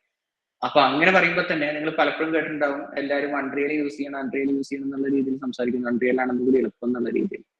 അപ്പോ എന്റെ അഭിപ്രായത്തിൽ in my opinion what I suggest is like നിങ്ങൾക്കൊരു റിക്വയർമെന്റ് ഉണ്ടാവില്ല. ഇപ്പൊ ഫിലിം ഫീൽഡിലാണ് വർക്ക് ചെയ്യുന്നതെന്ന് വെച്ച് കഴിഞ്ഞാൽ എപ്പോഴും എല്ലാവരും അൺറിയലാണ് ചൂസ് ചെയ്യുക. കാരണം എന്താണെന്ന് വെച്ച് കഴിഞ്ഞാൽ ഫിലിം ഫീൽഡ് ആകുമ്പോൾ കൂടി റിയലിസ്റ്റിക് ആയിട്ട് വേണം ചെയ്യാനായിട്ട്. അപ്പൊ ആ സമയത്ത് നിങ്ങളുടെ പണി ഒന്നുകൂടി എളുപ്പമാക്കി തരുന്ന എപ്പോഴും അൺറിയൽ ആയിരിക്കും. ഇനി നേരെ മറിച്ച് നിങ്ങൾക്ക് ഫ്ലാപ്പി വേർഡ് പോലുള്ള ഒരു ഗെയിമോ അല്ലെങ്കിൽ പക്ക മൊബൈൽ ഒപ്റ്റിമൈസ്ഡ് ആയിട്ടുള്ള ഗെയിമോ ഉണ്ടാക്കണമെന്ന് വെച്ച് കഴിഞ്ഞാൽ ഞാൻ എപ്പോഴും എല്ലാവരും യൂണിറ്റിയാണ് ചൂസ് ചെയ്യുക. കാരണം മൊബൈൽ ഒപ്റ്റിമൈസേഷൻ ഒന്നും കൂടി നല്ല രീതിക്ക് ഹാൻഡിൽ ചെയ്യുന്നത് യൂണിറ്റിയാണ്. ഓക്കെ, യൂണിറ്റി ഫ്രീ ആണോ? യൂണിറ്റി ഫ്രീ ആണ്. യൂണിറ്റിക്ക് പല വേർഷൻ എഡിഷൻസ് ഉണ്ട്, മനസ്സിലായി. പ്രൊഫഷണൽസ് യൂസ് ചെയ്യാം. പ്രൊഫഷണൽസ് യൂസ് ചെയ്യുമ്പോൾ ഒന്നുകൂടി പല ടയർ ഓഫ് സബ്സ്ക്രിപ്ഷൻസ് ഉണ്ട്. ഫ്രീ വേർഷൻ ഉണ്ട്, എന്റർപ്രൈസ് എഡിഷൻ ഉണ്ട്, പ്രോ വേർഷൻ ഉണ്ട്. അങ്ങനെ 3 തരത്തിലുള്ള സബ്സ്ക്രിപ്ഷൻ ഉണ്ട്, 3-4 തരത്തിലുള്ള സബ്സ്ക്രിപ്ഷൻസ് ഉണ്ട്. അത് നമ്മുടെ ഇതിനനുസരിച്ച്. പിന്നെ അവർ ഫ്രീ ആയിട്ട് തരുമ്പോൾ അവർ ഒരേ ഒരു കാര്യം പറയണ്ടുള്ളൂ, നിങ്ങൾ ഇത് പഠിക്കാനാണെങ്കിൽ നിങ്ങൾ ഫ്രീ ആയിട്ട് യൂസ് ചെയ്തു. അത് അല്ലാണ്ട് നിങ്ങളിപ്പോൾ തീർച്ചയായും ഗെയിം ഉണ്ടാക്കി, ഓക്കെ, നിങ്ങളുടെ ഗെയിം ഒരു 10 ലക്ഷം അല്ലെങ്കിൽ 20 ലക്ഷം പെർ ഇയർ ഏൺ ചെയ്യുന്നുണ്ടെങ്കിൽ you have to give loyalty for Unity. അതായത് ഇത്ര പെർസെന്റേജ് റവന്യൂന്റെ എത്ര പെർസെന്റേജ് യൂണിറ്റിക്ക് കൊടുക്കുന്നുണ്ട്. പിന്നെ അത് കൂടാണ്ട് നിങ്ങൾക്ക് എഞ്ചിനെ കസ്റ്റമൈസ് ചെയ്യുക, അങ്ങനത്തെ കാര്യങ്ങളൊക്കെ വരുമ്പോൾ ഒബിയസ്ലി നിങ്ങൾക്ക് ഫ്രീ വേർഷൻ ഉപയോഗിച്ച് കഴിഞ്ഞാൽ അതൊന്നും ചെയ്യാൻ പറ്റില്ല. അൺറിയലിന്റെ കേസിലും അങ്ങനെ തന്നെയാണ്. ചില കാര്യങ്ങളൊക്കെ നമുക്ക് യൂണിറ്റിയുടെ മെറ്റ ഒക്കെ യൂസ് ചെയ്യണമെങ്കിൽ നമുക്ക് ഒബിയസ്ലി സബ്സ്ക്രിപ്ഷൻ എടുത്താൽ മാത്രമേ ഉള്ളൂ നമുക്ക് കിട്ടും. പിന്നെ ഇന്റഗ്രേഷൻ ഒക്കെ ഉണ്ട് യൂണിറ്റിയിൽ റീസെന്റ് ചെയ്ത്, അതൊക്കെ നമുക്ക് പെയ്ഡ് ആണ്. ഓക്കെ, അപ്പൊ അതാണ് as a whole game engine. ഒന്നും കൂടി സമ്മറൈസ് ചെയ്ത് പറയുകയാണെങ്കിൽ നമ്മുടെ ഗെയിം ഡെവലപ്പ് ചെയ്യാന്നുള്ള ആ ജോലിനെ ഒന്നും കൂടി ഈസി ആക്കി തരുന്നൊരു സോഫ്റ്റ്വെയർ, ഗ്രാഫിക്കൽ യൂസർ ഇന്റർഫേസ് ആണ് ഗെയിം എഞ്ചിൻ എന്ന് പറയുന്നത്. ഓക്കെ, അപ്പൊ അതിൽ തന്നെ നമ്മൾ നോക്കുകയാണെങ്കിൽ ആ ഒരു പ്രോഗ്രാമിംഗ് ലാംഗ്വേജ്, അത് ഒരു ഗെയിം ഉണ്ടാക്കുമ്പോൾ നേരത്തെ പറഞ്ഞ പോലെ പല കാര്യങ്ങൾ വരും. ഇപ്പോൾ ഫ്രം ദ സ്ക്രാച്ച് ഒരു ഗെയിം നോക്കുകയാണെങ്കിൽ, ഒരു ഗെയിം അല്ല, എക്സ്ആർ ആപ്ലിക്കേഷനോ ഗെയിമോ എന്തുണ്ടാക്കുകയാണെങ്കിലും ഇതൊരു കമ്പൈൻഡ് എഫോർട്ടാണ്. ഒരു എഞ്ചിനീയർ മാത്രം വിചാരിച്ചു കഴിഞ്ഞാൽ ഒരു ഗെയിം ഉണ്ടാക്കാൻ പറ്റില്ല. ഓക്കെ, ഒരു ആർട്ടിസ്റ്റ് മാത്രം ഉണ്ടായി കഴിഞ്ഞാൽ ഗെയിം ഉണ്ടാക്കാൻ പറ്റില്ല. അതിൽ ഒരുപാട് കാര്യങ്ങൾ വരും. ഇപ്പോൾ ഫോർ എക്സാമ്പിൾ GTA എന്നുള്ള ഒരു ഗെയിം നോക്കുകയാണെങ്കിൽ അതിൽ ഒരു ക്യാരക്ടർ ആർട്ടിസ്റ്റ് ഉണ്ടാവും, എൻവറോൺമെന്റൽ ആർട്ടിസ്റ്റ് ഉണ്ടാവും, വെപ്പൺ പ്രോഗ്രാമേഴ്സ് ഉണ്ടായിരിക്കും, ഗെയിം പ്ലേ പ്രോഗ്രാമേഴ്സ് ഉണ്ടായിരിക്കും, മൾട്ടിപ്ലെയർ പ്രോഗ്രാമേഴ്സ് ഉണ്ടായിരിക്കും. അങ്ങനെ ഒരു ഗ്രൂപ്പ് ഓഫ് എഞ്ചിനീയേഴ്സും ആർട്ടിസ്റ്റും ഡിസൈനേഴ്സും മാനേജേഴ്സും കൂടുമ്പോൾ മാത്രമാണ് ഒരു സോഫ്റ്റ്വെയർ, ഒരു ഗെയിം ഉണ്ടാകുന്നത്. ഓക്കെ, അപ്പൊ അതിലൊക്കെ ഇപ്പൊ ഗെയിം എഞ്ചിൻ എന്ന് പറഞ്ഞു കഴിഞ്ഞാൽ ഡെവലപ്പറിന് വേണ്ടി മാത്രമുള്ളതല്ല. ഇപ്പോൾ നേരത്തെ പറഞ്ഞല്ലോ, നേരത്തെ നമ്മുടെ ആനിമേഷൻ ചെയ്യുന്ന ഒരാൾ പറഞ്ഞു അയാൾ അൺറിയൽ യൂസ് ചെയ്യാറുണ്ട്. അൺറിയൽ നിങ്ങൾ എന്തിനാ യൂസ് ചെയ്യാറെന്ന് എക്സ്പ്ലെയിൻ ചെയ്യാൻ പറ്റുമോ? അവരുടെ പേരെന്തായിരുന്നു? എന്റെ പേര് Shankar. Shankar, okay. Shankar, can you just explain? ഞാൻ കൂടുതലും ഡിസൈനിങ്ങിലാണ് വർക്ക് ചെയ്തത്. അൺറിയൽ ഞങ്ങൾ ആ സോഫ്റ്റ്വെയർ ഞാൻ അധികം യൂസ് ചെയ്യുന്നില്ല. ഞങ്ങളുടെ കമ്പനിയിൽ അത് യൂസ് ചെയ്യുന്നുണ്ട്, അതിൽ വർക്ക് ചെയ്യുന്നുണ്ട്. Okay, okay, fine. വേറെ ആരെങ്കിലും അൺറിയൽ വർക്ക് ചെയ്ത ആൾക്കാർ ഉണ്ടോ? ഞാൻ ഇടയ്ക്ക് ട്രൈ ചെയ്തിട്ടുണ്ട്. ട്രൈ ചെയ്തിട്ട് റെൻഡർ ചെയ്യാൻ വേണ്ടി. ഞാൻ ഡിസൈനറാണ്, interior exterior. Okay, fine. Okay, കുറച്ച് പാടായിരുന്നു. പറഞ്ഞില്ലേ, ഇത് പാടിന്റെ ഒരു കേസല്ല. നമുക്ക് എന്താന്ന് വെച്ച് കഴിഞ്ഞാൽ അതൊരു സോഫ്റ്റ്വെയർ അല്ല. ഇപ്പൊ ഒരു പെട്ടെന്ന് ഒരു കുട്ടിയുടെ മുന്നിൽ കൊടുത്തിട്ട് പെയിന്റ്, ഇപ്പൊ നമ്മുടെ പണ്ടത്തെ വിൻഡോസിലുള്ള പെയിന്റ് കൊടുന്ന് വെച്ച് കഴിഞ്ഞാലും ആൾക്കൊരു ബുദ്ധിമുട്ടുണ്ടാവും അത് മനസ്സിലാക്കി എടുക്കാനായിട്ട്. നമ്മൾ യൂസ്ഡ് ആകുമ്പോൾ ഏത് സോഫ്റ്റ്വെയർ ആണെങ്കിൽ നമുക്ക് മനസ്സിലാക്കി. പക്ഷെ അതിൽ തന്നെ നമ്മൾ കമ്പാരിറ്റീവ്ലി നോക്കുകയാണെങ്കിൽ യൂണിറ്റി ഒന്നും കൂടി പഠിക്കാൻ എളുപ്പമാണ്. അത്രയേ ഉള്ളൂ. അപ്പോ ഗെയിം എഞ്ചിൻ വെച്ചിട്ട് പ്രോഗ്രാമിംഗ് മാത്രമല്ല, ലൈറ്റിംഗ് ചെയ്യും. പിന്നെ ഒരു റെൻഡറിങ് എഞ്ചിനാണ് എപ്പോഴും ഒരു ഗെയിം എഞ്ചിൻ എന്ന് പറയുന്നത്. അപ്പൊ അതിൽ ലൈറ്റിംഗ് വരും, എൻവറോൺമെന്റ് ആർട്ടിസ്റ്റ് വരും, ഡിസൈനേഴ്സ് വരും. അങ്ങനെ എല്ലാവരും കൂടി കമ്പൈൻ ചെയ്തിട്ട് വർക്ക് ചെയ്യേണ്ട സോഫ്റ്റ്വെയർ ആണ് ഗെയിം എഞ്ചിൻ എന്ന് പറയുന്നത്. ഓക്കെ, ഇനി അടുത്ത സെക്ഷൻ. ഇപ്പൊ നേരത്തെ ഞാൻ പറഞ്ഞല്ലോ, steps to create a immersive app, അല്ലെങ്കിൽ ഒരു ആപ്ലിക്കേഷൻ എങ്ങനെ, എക്സ്ആർ ആപ്ലിക്കേഷൻ എങ്ങനെ ഉണ്ടാക്കുക എന്നുള്ളതാണ് ഞാൻ പറഞ്ഞത്. ആദ്യം ഞാൻ പറഞ്ഞു എന്താണ് പർപ്പസ് എന്ന് മനസ്സിലാക്കുക, എന്നിട്ട് അതിനനുസരിച്ച് ടെക്നോളജി യൂസ് ഡിസൈഡ് ചെയ്യുക. രണ്ടാമത്തത് അസറ്റ് ക്രിയേഷൻ. മൂന്നാമത്തത് എഞ്ചിൻ സെലക്ട് ചെയ്യുക, യൂണിറ്റി ആണോ അൺറിയൽ ആണോ എന്നുള്ളത് സെലക്ട് ചെയ്യുക. നാലാമത്തെ കേസ് വരുന്നത് പ്രോഗ്രാം ചെയ്യണതിന്. ഓക്കെ, അസറ്റ് ക്രിയേറ്റ് ചെയ്തു, ഇനി അതിനെ പ്രോഗ്രാം ചെയ്തെടുക്കണം. ചാന്ദ്രി എന്താ പ്രോഗ്രാം ചെയ്യാറ്? ഇവർക്ക് മനസ്സിലാവുന്ന രീതിയിൽ നിന്ന് എക്സ്പ്ലെയിൻ ചെയ്ത് കൊടുത്തേ. പ്രോഗ്രാം ചെയ്യാറുള്ളതോ? ഇപ്പൊ ഞാൻ ചെയ്തുകൊണ്ടിരിക്കുന്നതാണോ? അതെ, ഇപ്പൊ ഞാൻ ചെയ്തുകൊണ്ടിരിക്കുന്നത് നേരത്തെ പറഞ്ഞ ഗെയിം എഞ്ചിൻസിനകത്ത് ഗോഡോട്ട് എന്ന് പറഞ്ഞ ഒരു ഇതുണ്ടല്ലോ, ഗെയിം എഞ്ചിൻ ഉണ്ടല്ലോ, അതിലാണ് വർക്ക് ചെയ്യുന്നത്. അതിലെ ചെറിയ ചെറിയ ഇന്ററാക്ഷൻസുകളൊക്കെയാണ് ഇപ്പൊ ചെയ്തുകൊണ്ടിരിക്കുന്നത്. ഞങ്ങള് ഉണ്ടാക്കുന്ന ഗെയിമല്ല, എഡ്യൂക്കേഷൻ പർപ്പസിന് വേണ്ടിയിട്ടുള്ള കേരള ഗവൺമെന്റിന്റെ ഒരു പ്രൊജക്റ്റാ. അപ്പോ അതിലിപ്പോ ഞാൻ ചെയ്യുന്നത് എന്താ വെച്ചാൽ, ഇപ്പൊ ഒരു എൻവയോൺമെന്റിനകത്ത്, VR എൻവയോൺമെന്റിനകത്തുള്ള ഏതെങ്കിലും ഒരു ഒബ്ജക്റ്റ് നമുക്കൊന്ന് ഗ്രാബ് ചെയ്യണം, അല്ലെങ്കിൽ അങ്ങനെയുള്ള കാര്യങ്ങളൊക്കെ ഗ്രാബ് ചെയ്യണം. അല്ലെങ്കിൽ അപ്പോ നേരത്തെ ഞാൻ പറഞ്ഞു 3D അസറ്റ് ക്രിയേറ്റ് ചെയ്തു, ഇതുമായിട്ട് നമുക്ക് ഇന്ററാക്ട് ചെയ്യണമെങ്കിൽ അവിടെ പ്രോഗ്രാം ചെയ്യണം അതിന്, അല്ലാതെ നമുക്ക് ഇന്ററാക്ട് ചെയ്യാൻ പറ്റില്ല. അപ്പൊ 3D അസറ്റ് അവിടെ ഉണ്ടാക്കി വെച്ചു, അതിന് ആനിമേറ്റ് ഒക്കെ ചെയ്യാൻ വേണ്ടിയിട്ട് പ്രോഗ്രാമിംഗിന്റെ ആവശ്യം, പക്ഷെ അതിനായിട്ട് ഇന്ററാക്ട് ചെയ്യണം, അതിലെന്തെങ്കിലും ഫിസിക്സ് ആഡ് ചെയ്യണം, അങ്ങനത്തെ സംഭവം വരുമ്പോൾ നമുക്ക് ഒബ്വിയസ്ലി അതിനെ പ്രോഗ്രാം ചെയ്യണം. പിന്നെ അതുകൂടാണ്ട് UI ഇന്ററാക്ഷൻസ് സെറ്റ് ചെയ്യാൻ വേണ്ടിയിട്ട് നമുക്ക് അതിനെ പ്രോഗ്രാം ചെയ്യണം. അപ്പൊ അതിന് നമ്മൾ യൂസ് ചെയ്യുന്ന പ്രോഗ്രാമിംഗ് ലാംഗ്വേജസ് ഏതൊക്കെയാണെന്ന് വെച്ച് കഴിഞ്ഞാൽ depending upon the engine it will differ. അപ്പൊ യൂണിറ്റി ആണെങ്കിൽ നമ്മൾ C# യൂസ് ചെയ്യും, അൺറിയൽ ആണെങ്കിൽ C++ യൂസ് ചെയ്യും. നിങ്ങൾ ഗോഡോട്ടിൽ ഏതാ യൂസ് ചെയ്യുന്നത്? GD സ്ക്രിപ്റ്റ് ആണ്. ഓക്കെ.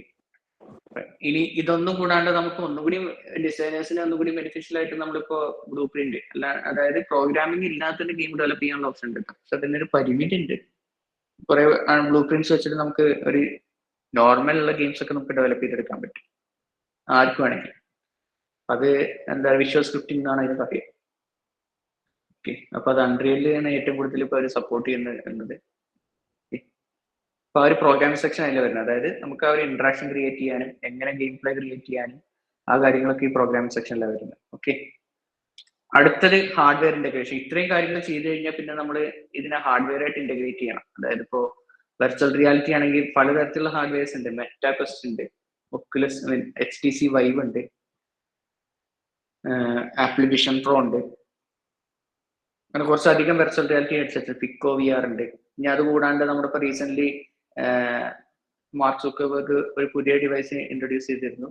റേബാനായിട്ട് കൊളാബറേറ്റ് ചെയ്തിട്ട് ഒരു ഓഗ്മെന്റഡ് റിയാലിറ്റി ഗ്ലാസ് ഇൻട്രൊഡ്യൂസ് ചെയ്തിരുന്നു. അപ്പൊ അതിന്റെയൊക്കെ ആണെങ്കിൽ അവർ നേരത്തെ ഞാൻ പറഞ്ഞല്ലോ, അവരുടെ റിക്വയർമെന്റ് മനസ്സിലാക്കിക്കൊണ്ട് നിങ്ങൾക്ക് ഏത് ഹാർഡ്വെയർ വേണം നിങ്ങൾക്ക് ഒബിയസ്ലി ചൂസ് ചെയ്യാൻ പറ്റും. ഓക്കെ. അപ്പൊ ഒരു ഹാർഡ്വെയർ ചൂസ് ചെയ്യാം. ഹാർഡ്വെയർ ചൂസ് ചെയ്തിട്ട് മാത്രമേ നിങ്ങൾ പ്രോഗ്രാം ചെയ്യാൻ പാടുള്ളൂ. കാരണം എന്താ വെച്ച് കഴിഞ്ഞാൽ ഓരോ ഹാർഡ്വെയറിന്റെ APIs വ്യത്യാസം ഉണ്ടാവും. മെറ്റാക്വസ്റ്റ് വർക്ക് ചെയ്യണ പോലെ ആ API ഉപയോഗിച്ച് കഴിഞ്ഞാൽ ഒരിക്കലും HTC Vive വർക്ക് ചെയ്യില്ല. അല്ലെങ്കിൽ അതിന്റെ ഒരു പ്രോഗ്രാമിംഗ് മെത്തഡോളജി അല്ലെങ്കിൽ അതിന്റെ ഒരു എന്താ പറയുക കമ്പോണൻസോ അല്ല HTC Vive ഉണ്ടാവും. അപ്പോൾ ഡിപ്പെൻഡിങ് അപ്പോൺ ദ മാനുഫാക്ചർ നമ്മൾ ഈ കോഡ് ചെയ്യേണ്ട പ്രോഗ്രാം ലാംഗ്വേജ് മാറുന്നല്ല, ഹൗ ഇറ്റ് ഈസ് ഡൺ, അത് ആ ഒരു കാര്യം മാറും. അപ്പോൾ ഹാർഡ്വെയർ ഇന്റഗ്രേഷൻ കഴിഞ്ഞ് കഴിഞ്ഞാൽ പിന്നെ നമ്മൾ നേരെ ടെസ്റ്റിംഗിലേക്ക് കൊണ്ടുവരും. ഒബ്വിയസ്ലി ഏത് പ്രൊഡക്റ്റ് ആണെങ്കിലും എന്താണെങ്കിലും ടെസ്റ്റ് ചെയ്യാതെ നമുക്ക് പുറത്തിറക്കാൻ പറ്റില്ലല്ലോ. അതിലുള്ള ബഗ്സ് ഐഡന്റിഫൈ ചെയ്യണം. അതിന് ആൽഫ വേർഷൻ ഇറക്കിയിട്ട് അതിന്റെ മൊത്തം എന്താ ഫീഡ്ബാക്ക് ബഗ്സ് ആണ് ഉണ്ടോ, എന്തെങ്കിലും സജഷൻസ് ഉണ്ടോ, ഇംപ്രൂവ്മെന്റ്സ് ഉണ്ടോ, അതൊക്കെ നോക്കിയിട്ട് നമുക്ക് എന്തായാലും പ്രൊഡക്റ്റ് റിലീസ് ചെയ്യാൻ പറ്റുള്ളൂ. അപ്പൊ ആ അടുത്ത ഫേസ് വരുന്നതാണ് ടെസ്റ്റിംഗ് ആൻഡ് ഇന്റഗ്രേഷൻ, ഐട്രേഷൻ. അടുത്ത് ഡിപ്ലോയ് ചെയ്യാം. ഒബ്വിയസ്ലി ഇപ്പോൾ ഏത് സോഫ്റ്റ്വെയർ ആണെങ്കിൽ ഡിപ്ലോയ് എന്ന് പറഞ്ഞു കഴിഞ്ഞാൽ പ്രൊഡക്ഷനിലേക്ക് ഇടാം, അത്രയേ ഉള്ളൂ. പിന്നെ അതിനുശേഷം നമുക്ക് അതിന് ചിലപ്പോൾ എൻഡ് പോയിന്റിൽ ഒരു റിക്വയർമെന്റ് ചിലപ്പോൾ പറഞ്ഞിട്ടുണ്ടാവും അതിൽ അനാലിറ്റിക്സ് ആഡ് ചെയ്യണം, അല്ലെങ്കിൽ നെറ്റ്വർക്കിംഗ് ക്ലൗഡ് ഫീച്ചേഴ്സ് കുറച്ച് ആഡ് ചെയ്യണം. അപ്പൊ അങ്ങനത്തെ കുറച്ച് കാര്യങ്ങൾ നമ്മൾ ഐട്രേഷനെ ബേസ് ചെയ്തിട്ട് മാത്രം ആഡ് ചെയ്യും. അപ്പൊ അതാണ് വരുന്ന ലാസ്റ്റ് സപ്പോർട്ടിംഗ് ടെക്നോളജീസ് ആഡ് ചെയ്യും. ഇനി ഞാൻ നേരത്തെ പറഞ്ഞല്ലോ, എവിടെയാണ് നമ്മുടെ ഈ XR ആപ്ലിക്കേഷൻസ് അല്ലെങ്കിൽ ഗെയിമിഫൈഡ് ആപ്സ് എവിടെയാണ് യൂസ് ചെയ്യുന്നത്? ഗെയിമിംഗ് ഒബ്വിയസ്ലി ഗെയിംസിൽ യൂസ് ചെയ്യുന്നുണ്ട്. Augmented reality, virtual reality games ഒക്കെ ഉണ്ട്. പ്ലേ സ്റ്റേഷൻ ഗെയിംസ് കളിക്കുന്ന എത്ര പേരുണ്ട് അവിടെ?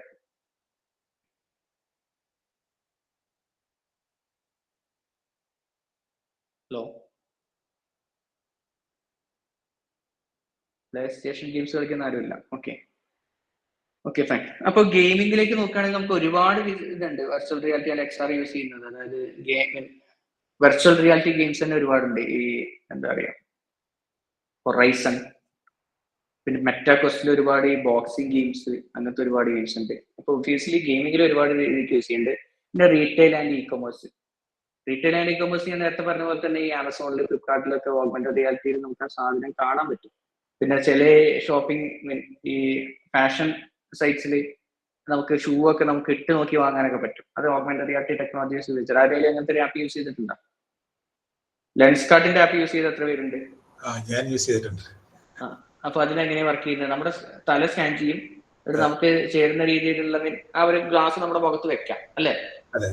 അത് ഓഗ്മെന്റഡ് റിയാലിറ്റി. ഓഗ്മെന്റഡ് റിയാലിറ്റിയുടെ കൂടെ കുറച്ച് മെഷീൻ ലേണിംഗ് കാര്യങ്ങളൊക്കെ ചെയ്താൽ വർക്ക് ചെയ്യും. അല്ലാണ്ട് നമുക്ക് just by doing augmented reality we can achieve it. Okay. പക്ഷെ നേരത്തെ പറഞ്ഞ ഫ്ലിപ്കാർട്ടിന്റെ അല്ലെങ്കിൽ ആമസോണിന്റെ കേസിൽ നമുക്ക് മെഷീൻ ലേണിംഗിന്റെ ആവശ്യമില്ല. ഓക്കെ. മെഷീൻ ലേണിംഗ് ഉണ്ടായിരിക്കാം, അല്ലെങ്കിൽ എന്താ പറയുക അതിന്റെ കോർ API ചിലപ്പോൾ അവർ യൂസ് ചെയ്തിട്ടുണ്ടായിരിക്കാം.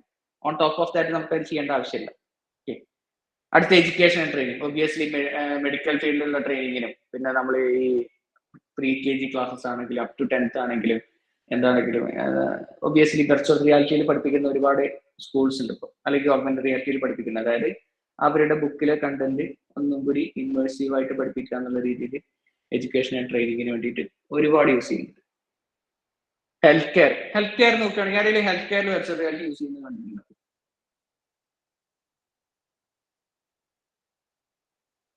ഹെൽത്ത് കെയറിൽ വെർച്വൽ റിയാലിറ്റി യൂസ് ചെയ്യുന്ന ആരെങ്കിലും കണ്ടിട്ടുണ്ടോ? ഓക്കെ, ഞാൻ പറഞ്ഞുതരാം എങ്ങനെ ഹെൽത്ത് കെയറിൽ യൂസ് ചെയ്യാന്നുള്ളത്. നമുക്ക് ഇപ്പോൾ ഒരു ഡിസേബിൾഡ് ആയിട്ടുള്ള ഒരു പേഴ്സണ് ഫിസിയോതെറാപ്പി ഒന്നും കൂടി ഇമേഴ്സീവ് ആയിട്ട് ചെയ്യുന്ന രീതിയിലൊക്കെ നമുക്ക് വെർച്വൽ റിയാലിറ്റി ഹെഡ്സെറ്റ് വെച്ച് ചെയ്യാൻ പറ്റും.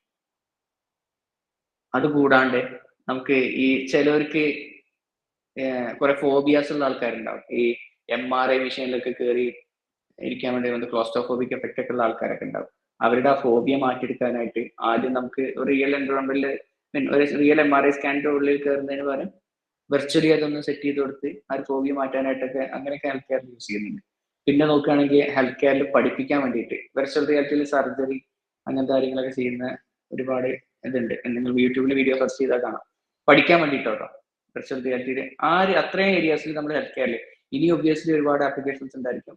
ഇതാണ് കുറച്ച് മെയിൻ കാര്യങ്ങൾ ഞാൻ പറയുന്നത്. പിന്നെ റിയൽ എസ്റ്റേറ്റ് ആൻഡ് ആർക്കിടെക്ചർ നോക്കുകയാണെങ്കിൽ നേരത്തെ ഒരാൾ പറഞ്ഞല്ലോ ഡിസൈൻ ഇന്റീരിയർ ഡിസൈൻ ഫീൽഡല്ലേ? എങ്ങനെയാണ് നിങ്ങൾ ഈ XR യൂസ് ചെയ്യുന്നത്? റെൻഡർ ചെയ്യാൻ ഉപയോഗിക്കും. XR യൂസ് ചെയ്തിട്ടില്ല, augmented reality virtual reality use ചെയ്തിട്ടില്ല. വീഡിയോ അല്ലെങ്കിൽ ഇമേജ് റെൻഡർ അല്ല, ഞാൻ പറഞ്ഞുതരാം എങ്ങനെ നിങ്ങൾക്ക് വെർച്വൽ റിയാലിറ്റി റിയൽ എസ്റ്റേറ്റ് അല്ലെങ്കിൽ ആർക്കിടെക്ചർ ഫീൽഡ് യൂസ് ചെയ്യാന്നുള്ളത്. ഇപ്പോ സാധാരണ രീതിയിൽ നിങ്ങൾക്ക് ഒരു ഫ്ലാറ്റ് അല്ലെങ്കിൽ നിങ്ങൾ ഒരു ബിൽഡർ ആണോ അതോ you are just A designer? അതെ, ഡിസൈനർ. ഓക്കെ, ഇപ്പോ നിങ്ങൾക്ക് ഒരു ക്ലയന്റ് വരികയാണ്. ഞാൻ എല്ലാവർക്കും കൂടി ഇയാളോട് മാത്രമല്ല എല്ലാവരോടും കൂടി പറയാണ്, ഒരു ക്ലയന്റ് വരികയാണ്. നിങ്ങൾ എന്തിനു വേണ്ടിയിട്ടാണ് നിങ്ങൾ ശരിക്കും ഇന്റീരിയർ 3D റെൻഡർ ചെയ്ത് കൊടുക്കുന്നതിന് വേണ്ടിയിട്ടാണ്? ക്ലയന്റിനെ അതിനെ കുറിച്ച് ഒരു ഐഡിയ കിട്ടാൻ വേണ്ടിയിട്ടില്ല. ഓക്കെ, ഇതാണ് നിങ്ങൾ ചെയ്യുന്നതെന്നുള്ളത് ഇത് റെഫറൻസ് ആക്കിയിട്ടല്ലേ നമ്മൾ ഇന്റീരിയർ ഡിസൈനിങ് ചെയ്യാം അല്ലേ? ഇപ്പൊ നിങ്ങൾ എങ്ങനെയാ കാണിക്കുന്നത്? അതൊരു വീഡിയോ ആയിട്ട് കാണിക്കും അല്ലെ? വീഡിയോ അല്ലെങ്കിൽ ഇമേജ്. അതെ, അതൊന്നും കൂടി ഇമേഴ്സീവ് ആക്കിയാലോ? അതായത് അതിനൊരു വെർച്വൽ റിയാലിറ്റി ഹെഡ്സെറ്റ് വെച്ചിട്ട് അവർ അതിന്റെ ഉള്ളിൽ ആ ഒരു ഫ്ലാറ്റ് വിസിറ്റ് ചെയ്തൊരു ഫീൽ കിട്ടും. മനസ്സിലായി? ആ ഒരു ഇതിന് വേണ്ടിയിട്ടാണ് വെർച്വൽ റിയൽ എസ്റ്റേറ്റ് അല്ലെങ്കിൽ ആർക്കിടെക്ചർ ഫീൽഡിൽ നമ്മുടെ XR ഇന്റഗ്രേഷൻ യൂസ് ചെയ്യുന്നത്. അപ്പോ സർജറി കൂഹം എന്ന് പറഞ്ഞ ആപ്പ് യൂസ് ചെയ്തിട്ടുണ്ടോ ഇയാള്? ഇല്ല, ഞാൻ ഒരു 2 ദിവസം ട്രൈ ചെയ്ത് നോക്കി. Okay, fine. അപ്പൊ അവിടെയൊക്കെ ഒരു വെർച്വൽ, അതായത് ഇപ്പൊ ട്രഡീഷണൽ ആയിട്ട് യൂസ് ചെയ്യുന്നത് റെന്റഡ് ഔട്ട് എടുക്കും, ക്ലയന്റിന് കാണിക്കും. ഇപ്പൊ കുറെ ആൾക്കാർ എന്താണെന്ന് വെച്ച് കഴിഞ്ഞാൽ ക്രോസ് ആൻഡ് ക്രോസ് ഒക്കെ ഈ ഫ്ലാറ്റിലൊക്കെ ഇൻവെസ്റ്റ് ചെയ്യുന്ന ആൾക്കാരുണ്ടായിരിക്കും. വലിയ confident group, prestige group, brigade, അങ്ങനത്തെ വലിയ വലിയ ഇൻഫ്രാസ്ട്രക്ചർ ബിൽഡിംഗ് കമ്പനീസ് ഉണ്ടാവും. അവരൊക്കെ എങ്ങനെയാന്ന് വെച്ച് കഴിഞ്ഞാൽ ഈ കൺവെൻഷണൽ ആയിട്ടുള്ള ഈ ഒരു റെന്റഡ് ഔട്ട് കാണിക്കുന്നതിന് പകരം അതേ സാധനം ഒരു വെർച്വൽ റിയാലിറ്റിയിൽ ഉണ്ടാക്കും, എന്നിട്ട് ക്ലയന്റ് കാണിച്ചു കൊടുക്കുക. അപ്പൊ എന്താ സംഭവിക്കുന്നതെന്ന് വെച്ച് കഴിഞ്ഞാൽ ഒന്നും കൂടി ഡീറ്റെയിൽ ആയിട്ട് ആ ക്ലയന്റ് അത് കാണാൻ പറ്റും. ആ ഒരു ശരിക്കും ആ ഒരു ഫ്ലാറ്റിൽ അയാൾ ഒരു വാക്ക് ത്രൂ നടത്തി കഴിഞ്ഞാൽ അങ്ങനെ ഉണ്ടാവും. അയാൾക്ക് അതിൻ്റെ ഉള്ളിലൂടെ നടക്കാം, ഫ്ലാറ്റിന്റെ ഉള്ളിൽ കൂടെ നടന്ന് കാണാം, അടുത്തു പോയി കാണാം, ഇന്ററാക്ട് ചെയ്യാൻ വേണമെങ്കിൽ അവിടെ ഒരു ബുക്ക് വെച്ചിട്ടുണ്ടായി കർട്ടൻ നീക്കി വെക്കുകയാണെങ്കിൽ കർട്ടൻ നീക്കി വെക്കാം, അങ്ങനെ എല്ലാം ചെയ്യാൻ പറ്റും. അപ്പൊ ആ ഒരു ഏരിയയിലാണ് ആർക്കിടെക്ചർ ആണെങ്കിലും റിയൽ എസ്റ്റേറ്റ് ഫീൽഡ് ആണെങ്കിലും ആ രീതിക്കാണ് നമ്മൾ വെർച്വൽ റിയാലിറ്റി അല്ലെങ്കിൽ ഓഗ്മെന്റഡ് റിയാലിറ്റി യൂസ് ചെയ്യുന്ന ഏരിയാസ് ഉണ്ട്. അതായത് മൊത്തത്തില് നിങ്ങൾ പഴയ സിനിമകളിലൊക്കെ കണ്ടിട്ടുണ്ടാവും, ഒരു ബിൽഡിങ് അവര് ബിൽഡ് ചെയ്യുന്നതിന്റെ മുന്നേ ടേബിളിന്റെ മേലെ അതിന്റെ ഒരു എന്താ പറയാ സ്ട്രക്ചർ കയറ്റിയിരിക്കുന്ന ഒരു പരിപാടി കണ്ടിട്ടില്ലേ, വോൾ ബിൽഡിങ്ങിന്റെ. അപ്പൊ ആ ഒരു സംഭവം നമുക്കിപ്പോ ഇന്നത്തെ കാലത്ത് ഓഗ്മെന്റഡ് റിയാലിറ്റി വെച്ച് ചെയ്യാൻ പറ്റും, അല്ലെങ്കിൽ മിക്സഡ് റിയാലിറ്റി വെച്ചിട്ട്. ഓക്കെ, ഇനി manufacturing and design field. Manufacturing and design field എങ്ങനെ യൂസ് ചെയ്യുന്നത് ആർക്കെങ്കിലും എന്തെങ്കിലും ഐഡിയ ഉണ്ടോ? എവിടെയെങ്കിലും കണ്ടിട്ടുണ്ടോ?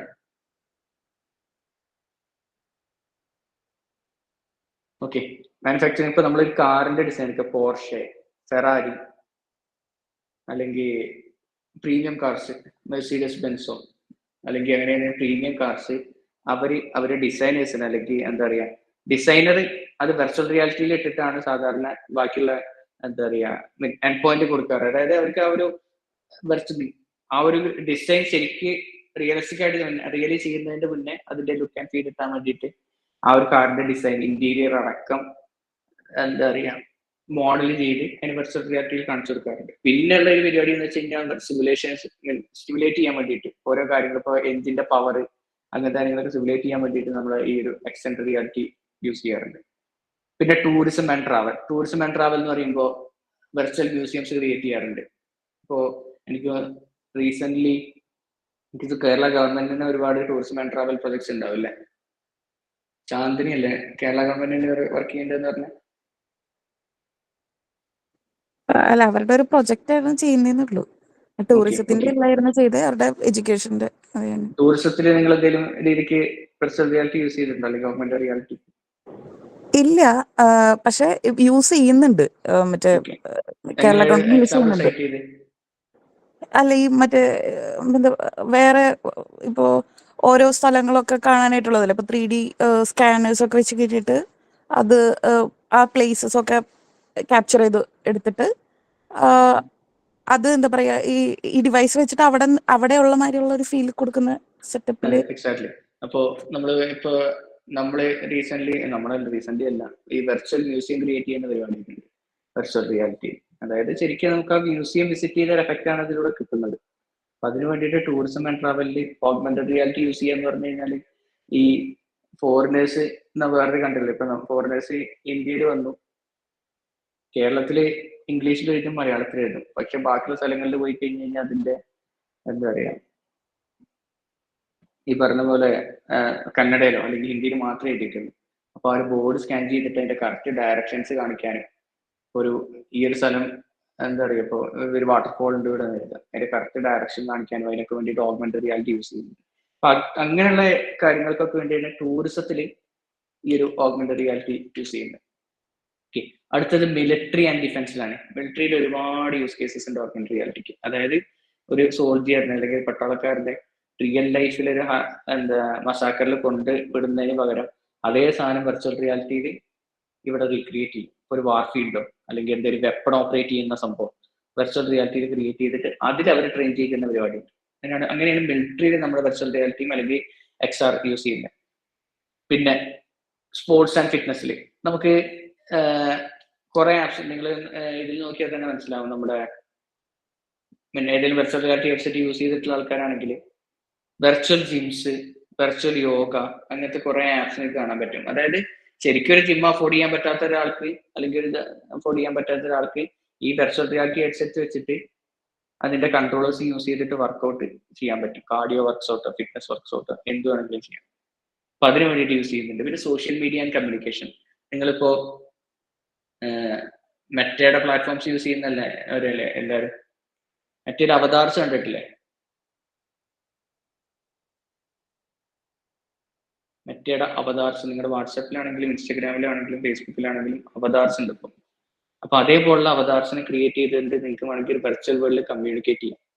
നിങ്ങൾക്ക് ശരിക്കും നിങ്ങളെ വേറൊരാൾ കാണുന്നത് അവതാറായിട്ടായിരിക്കും, പക്ഷെ നിങ്ങൾക്ക് സംസാരിക്കാം, അങ്ങനത്തെ കാര്യങ്ങളൊക്കെ. പിന്നെ സോഷ്യൽ മീഡിയയിൽ വേറെ യൂസ് ചെയ്യുന്നെങ്കിൽ സ്നാപ്ചാറ്റ് ഒക്കെ യൂസ് ചെയ്യുന്ന ആൾക്കാരാണെങ്കിൽ ഇൻസ്റ്റാഗ്രാമിൽ ഫിൽറ്റേഴ്സ് യൂസ് ചെയ്യുന്നില്ലേ? ഈ മുഖം മാറ്റിയിട്ട് പട്ടീനെയും പൂച്ചേനെയൊക്കെ ആക്കുന്ന പരിപാടിയൊക്കെ എല്ലാവരും ചെയ്തിട്ടുണ്ടാവും. ഇപ്പൊ ചെയ്യുന്നില്ലെങ്കിൽ സ്നാപ്ചാറ്റ് യൂസ് ചെയ്യുന്നവരാണെങ്കിൽ ഒരുപാടുണ്ട് അതേപോലുള്ള ഫിൽറ്റേഴ്സും കാര്യങ്ങളും. അപ്പൊ അങ്ങനെയുള്ള കാര്യങ്ങൾക്ക് വേണ്ടി സോഷ്യൽ മീഡിയയിൽ നമ്മുടെ എക്സ്റ്റൻഡഡ് റിയാലിറ്റി യൂസ് ചെയ്യുന്നുണ്ട്. പിന്നെ ആർട്ട് ആൻഡ് കൾച്ചർ എന്ന് പറഞ്ഞാൽ നേരത്തെ പറഞ്ഞ പോലെ ഈ സിനിമ ഫീൽഡിൽ വെർച്വൽ പ്രൊഡക്ഷന് വേണ്ടിയിട്ട് നമ്മുടെ XR യൂസ് ചെയ്യുന്നുണ്ട്. അങ്ങനെ കുറെ ആപ്ലിക്കേഷൻസ് ഉണ്ട്. പിന്നെ നമുക്കിപ്പോ ഒരു സ്ഥലത്തിന്റെ ടൂറിസത്തിനെ ബേസ് ചെയ്തുകൊണ്ട് തന്നെ സംസാരിക്കുകയാണെങ്കിൽ ഒരു സ്ഥലത്തിന്റെ കൾച്ചറിനെ പറ്റി മനസ്സിലാക്കാനും അങ്ങനത്തെ കാര്യങ്ങൾക്കൊക്കെ വേണ്ടിയിട്ട് XR ആപ്ലിക്കേഷൻസ് യൂസ് ചെയ്യുന്നു.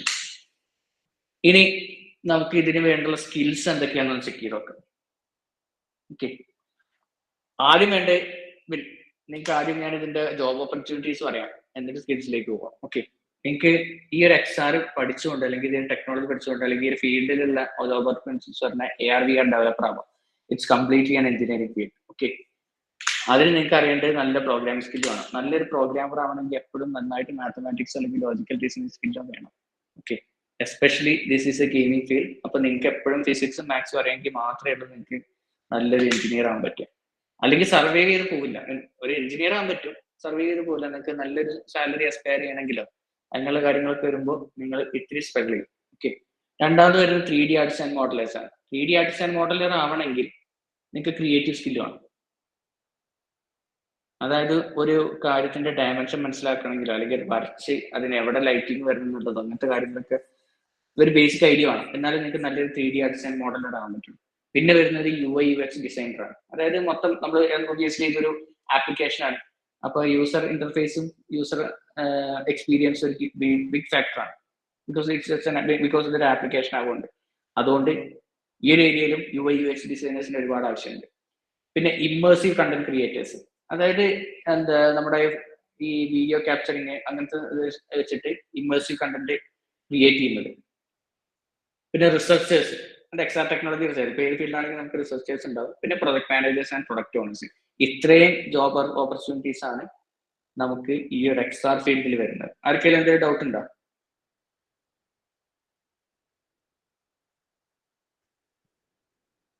ഓക്കെ, ഇനി ഇതൊക്കെ ചെയ്യണമെങ്കിൽ നമുക്ക് കുറച്ച് സ്കിൽസ് വേണം. ഒന്ന് പ്രോഗ്രാമിംഗ് സ്കിൽ, ഞാൻ നേരത്തെ പറഞ്ഞ പോലെ തന്നെ നല്ല രീതിക്ക് മാത്തമാറ്റിക്സ് അറിയാവുന്ന ഒരാളാണെങ്കിൽ നമുക്ക് നല്ലൊരു പ്രോഗ്രാം ഉണ്ടാവും. പിന്നെ ക്രിയേറ്റിവിറ്റി, ഞാൻ നേരത്തെ പറഞ്ഞ ഒരു ഡിസൈനർ ആണെങ്കിൽ എപ്പോഴും നല്ല ക്രിയേറ്റിവിറ്റി വേണം, സ്റ്റോറി ടെല്ലിംഗ് എബിലിറ്റി വേണം. അതായത് ഇപ്പൊ നിങ്ങളൊരു എന്താ പറയാ XR ആപ്പ്, നിങ്ങളോട് ഒരു ഗെയിംഫൈഡ് XR ആപ്പ് ഉണ്ടാക്കാൻ പറ്റും പറഞ്ഞു കഴിഞ്ഞാൽ അതിന്റെ ഒരു സ്റ്റോറി എങ്ങനെ പോകണം, അല്ലെങ്കിൽ അതെങ്ങനെ വർക്ക് ചെയ്യണം എന്നുള്ള സംഭവം ആ ഒരു ക്രിയേറ്റിവിറ്റി ലെവൽ നിങ്ങൾക്ക് ഉണ്ടാവണം. പിന്നെ 3D മോഡലിംഗ് ആൻഡ് ആനിമേഷൻ്റെ നോളജ് വേണം. ഹ്യൂമൻ കമ്പ്യൂട്ടർ ഇന്ററാക്ഷൻ മനസ്സിലാവണം.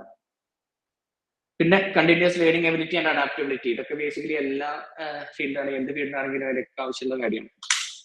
ഓക്കെ, ഇനി നിങ്ങൾക്ക് ഇതിൽ എന്തൊക്കെ ബിസിനസ് ഓപ്പർച്യൂണിറ്റി ഉണ്ടെന്ന് വെച്ച് കഴിഞ്ഞാൽ ഒബ്വിയസ്ലി നിങ്ങൾക്ക് ഒരു ഗെയിം ഡെവലപ്മെന്റ് കമ്പനി തുടങ്ങാം, അല്ലെങ്കിൽ ഒരു എന്റർടൈൻമെന്റ് കമ്പനി തുടങ്ങാം, അല്ലെങ്കിൽ ഒരു AR VR എഡ്യൂക്കേറ്റർ ആവാം, ഹെൽത്ത് കെയർ ആപ്ലിക്കേഷൻ ഡെവലപ്പ് ചെയ്യുന്ന ഒരു കമ്പനി തുടങ്ങാം, റിയൽ എസ്റ്റേറ്റ് ആൻഡ് ആർക്കിടെക്ചർ നേരത്തെ ഒരാൾ യൂസ് ചെയ്യുന്നുണ്ടെന്ന് പറഞ്ഞു, മാർക്കറ്റിംഗ് ആൻഡ് റീറ്റെയിൽ എക്സ്പീരിയൻസ്, അതായത് നേരത്തെ പറഞ്ഞ പോലെ ചില ആഡ് ഫിലിംഗ് കമ്പനീസ് ഒക്കെ വെർച്വൽ റിയാലിറ്റി മാത്രം, ഈ LED സ്ക്രീൻസ് കണ്ടിട്ടില്ലേ? ആരൊക്കെ ഈ ഫോറം മോളിൽ പോയിട്ടുണ്ട്? കൊച്ചിയിലുള്ള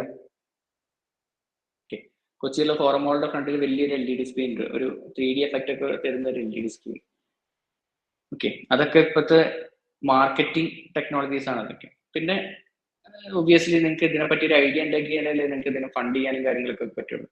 അപ്പൊ അത്രയും ഏരിയാസിൽ നിങ്ങൾക്ക് ഇതിൽ ബിസിനസ് നടത്താം. അപ്പൊ ഞാൻ ഇതിലൊരു ബിസിനസ് നടത്തുന്നതെന്ന് പറഞ്ഞു കഴിഞ്ഞാൽ സിനിമ ആൻഡ് ഗെയിമിംഗ് ആണ് എന്റെ ബിസിനസ്. ഓക്കെ, ഇനി നമുക്കതിന്റെ ഒരു ജോബ് മാർക്കറ്റിലേക്ക് ഒന്ന് നോക്കാം. അപ്പൊ അതിൽ വരുന്നത് മെയിൻ ആയിട്ട് ഇതിന്റെ ജോബ് മാർക്കറ്റ് എന്താണ്? ഡിസൈനേഴ്സ്, അല്ലെങ്കിൽ ആർട്ടിസ്റ്റ്, എഞ്ചിനീയേഴ്സ്, മാനേജേഴ്സ്. അപ്പോൾ ഒരു വെർച്വൽ റിയാലിറ്റി ആപ്ലിക്കേഷൻ ഉണ്ടാക്കാനായിട്ട് ഒബ്വിയസ്ലി നമുക്കൊരു 10 to 50% of the team should be designers. അപ്പൊ അത്രയും പേര് നമുക്ക് ഒബ്വിയസ്ലി ഡിസൈനേഴ്സ് വേണം. അവരുടെ ഒരു ആവറേജ് സാലറി ഇന്ത്യയിൽ ഞാൻ ഇത്ര കിട്ടുന്ന ഞാൻ പറയുന്നില്ല, ഗ്ലോബൽ സാലറിയുടെ കണക്കാണ്. $50K $50K എന്ന് പറയുമ്പോൾ 85 lakhs to some crores. അതാണ് ഡിസൈനർക്ക് ഇന്ത്യക്ക് പുറത്ത് കിട്ടുന്ന സാലറി. ഇന്ത്യയിൽ നമുക്ക് നോക്കുകയാണെങ്കിൽ നല്ല ഡിസൈനർ ഒരു 3 to 4 years ഒക്കെ ആയ ഡിസൈനർ ആണെങ്കിൽ നമുക്ക് ഒരു പെർ മന്ത് നമുക്ക് ഏകദേശം ഒരു 80,000 90,000 ഒക്കെ സാലറി പ്രതീക്ഷിക്കാം. ഈ ഡിസൈനർ എന്ന് ഉദ്ദേശിക്കുന്ന ക്യാരക്ടർ ഡിസൈനർ, ഡിസൈനേഴ്സ് ആർട്ടിസ്റ്റ് വരും, അതില് ഗെയിം ആപ്ലിക്കേഷൻ ഡിസൈനർ വരും, UI UX ഡിസൈനേഴ്സ് വരും, അങ്ങനെ എല്ലാം വരും ഡിസൈനേഴ്സിൽ. എൻവയോൺമെന്റ് ഒക്കെ ഡിസൈൻ ചെയ്യണം, അത് എൻവയോൺമെന്റൽ ആർട്ടിസ്റ്റ് എന്ന് പറയാം. അങ്ങനെയുള്ള ആൾക്കാർക്ക് അതൊക്കെ ഈ ഡിസൈനേഴ്സിന്റെ ഉള്ളിൽ വരുന്നതാണ്. ഡിസൈനേഴ്സിന്റെ ആർട്ടിസ്റ്റ് എന്നുള്ള ഒരു കാറ്റഗറിയുടെ ഉള്ളിൽ വരുന്നതാണ്. നല്ലൊരു എൻവയോൺമെന്റ് ആർട്ടിസ്റ്റ് എന്താ ഒരു കാര്യം എന്ന് വെച്ച് കഴിഞ്ഞാൽ, ഈ എൻവയോൺമെന്റൽ ആർട്ടിസ്റ്റ് ഒക്കെ ഇന്ത്യൻ ജോബ് മാർക്കറ്റിനെ വെച്ച് നോക്കുകയാണെങ്കിൽ മിക്ക കമ്പനീസിനും എൻവയോൺമെന്റൽ ആർട്ടിസ്റ്റ് ഒന്നും ഇല്ല. അതൊക്കെ ലാർജ് സ്കെയിൽ ഗെയിം ചെയ്യുന്ന ആൾക്കാർ, കാരണം എപ്പോഴും ഒരു AAA ഗെയിം ഒക്കെ ഉണ്ടാക്കണമെങ്കിൽ ഒരു സിനിമയിൽ മുടക്കുന്നതിന്റെ 100 ഇരട്ടി അല്ലെങ്കിൽ 1000 ഇരട്ടി നമ്മൾ പൈസ മുടക്കണം. അങ്ങനെയുള്ള കമ്പനീസിൽ മാത്രമേ എപ്പോഴും ഒരു എൻവയോൺമെന്റൽ ആർട്ടിസ്റ്റ് അങ്ങനത്തെ ആർട്ടിസ്റ്റ് ഉണ്ടാവുള്ളൂ. സാധാരണ കമ്പനിയിൽ ഇതെല്ലാം ഒരു 3D ആർട്ടിസ്റ്റ്. ഓക്കെ, ഇപ്പോൾ ഒരു GTA പോലൊരു ഗെയിം ഉണ്ടാക്കാൻ ഒരു 3D ആർട്ടിസ്റ്റ് മാത്രം പോരാ. അവിടെ എൻവയോൺമെന്റൽ artist, character artist, lighting artist, technical artist, അങ്ങനെ കുറേ ആർട്ടിസ്റ്റ് ഉണ്ടാവും. പിന്നെ അപ്പൊ അങ്ങനെയുള്ള മൊത്തത്തിലുള്ള ഒരു ഇതിനെയാണ് നമ്മൾ ഡിസൈനേഴ്സ് ആൻഡ് ആർട്ടിസ്റ്റ് എന്ന് പറയുക. അപ്പൊ അവര് ഒരു ഏകദേശം നമ്മുടെ ഒരു 10 to 15% ആൾക്കാരെ ടീമിൽ അത്രയും ഉണ്ടാവും. അത്രയും പെർസെന്റേജ് ഓഫ് ആൾക്കാർ ഉണ്ടായിരിക്കണം, എന്നാലും നമുക്ക് നല്ലൊരു സക്സസ്ഫുൾ പ്രൊഡക്റ്റ് ബിൽഡ് ചെയ്യാൻ പറ്റും. അവർക്ക് ഞാൻ പറഞ്ഞല്ലോ, ഗ്ലോബലി ഉള്ള സാലറിയുടെ കാര്യമാണ് പറഞ്ഞത്. $50K to $100K. ഓക്കെ, അവർക്ക് ഒരു ആനുവൽ ഗ്രോത്ത് റേറ്റ് 8 to 10% ഹൈക്കും കിട്ടിക്കൊണ്ടിരിക്കും. ഇതൊക്കെ ഒരു റഫ് ഫിഗേഴ്സ് ആണ് കേട്ടോ. ഇന്ത്യയിൽ നിങ്ങളിത് പ്രതീക്ഷിക്കരുത്. ഇന്ത്യ നിങ്ങൾക്ക് എല്ലാവർക്കും അറിയാം, ഇന്ത്യയിലെ ഒരു job market compare to other countries job market ഉണ്ട്, പക്ഷെ പേ വളരെ കുറവാണ്. അതുകൊണ്ട് തന്നെയാണ് വളരെ വലിയ MNCs ഇന്ത്യയിൽ അവർ അതിന്റെ പ്രൊഡക്ഷൻ തുടങ്ങുന്നതും അല്ലെങ്കിൽ അവരുടെ ഒരു ഫേം തുടങ്ങുന്നതൊക്കെ ആ ഒരു ഒറ്റ കാരണം കൊണ്ട് മാത്രമാണ്. ഓക്കെ, രണ്ടാമത് വരുന്നത് എഞ്ചിനീയേഴ്സ് ആണ് എപ്പോഴും ഇങ്ങനത്തെ ഗെയിംസ് അല്ലെങ്കിൽ ആ ഇതിൽ ഏറ്റവും കൂടുതൽ കോൺട്രിബ്യൂട്ട് ചെയ്യുന്നത് എഞ്ചിനീയേഴ്സ് ആണ്.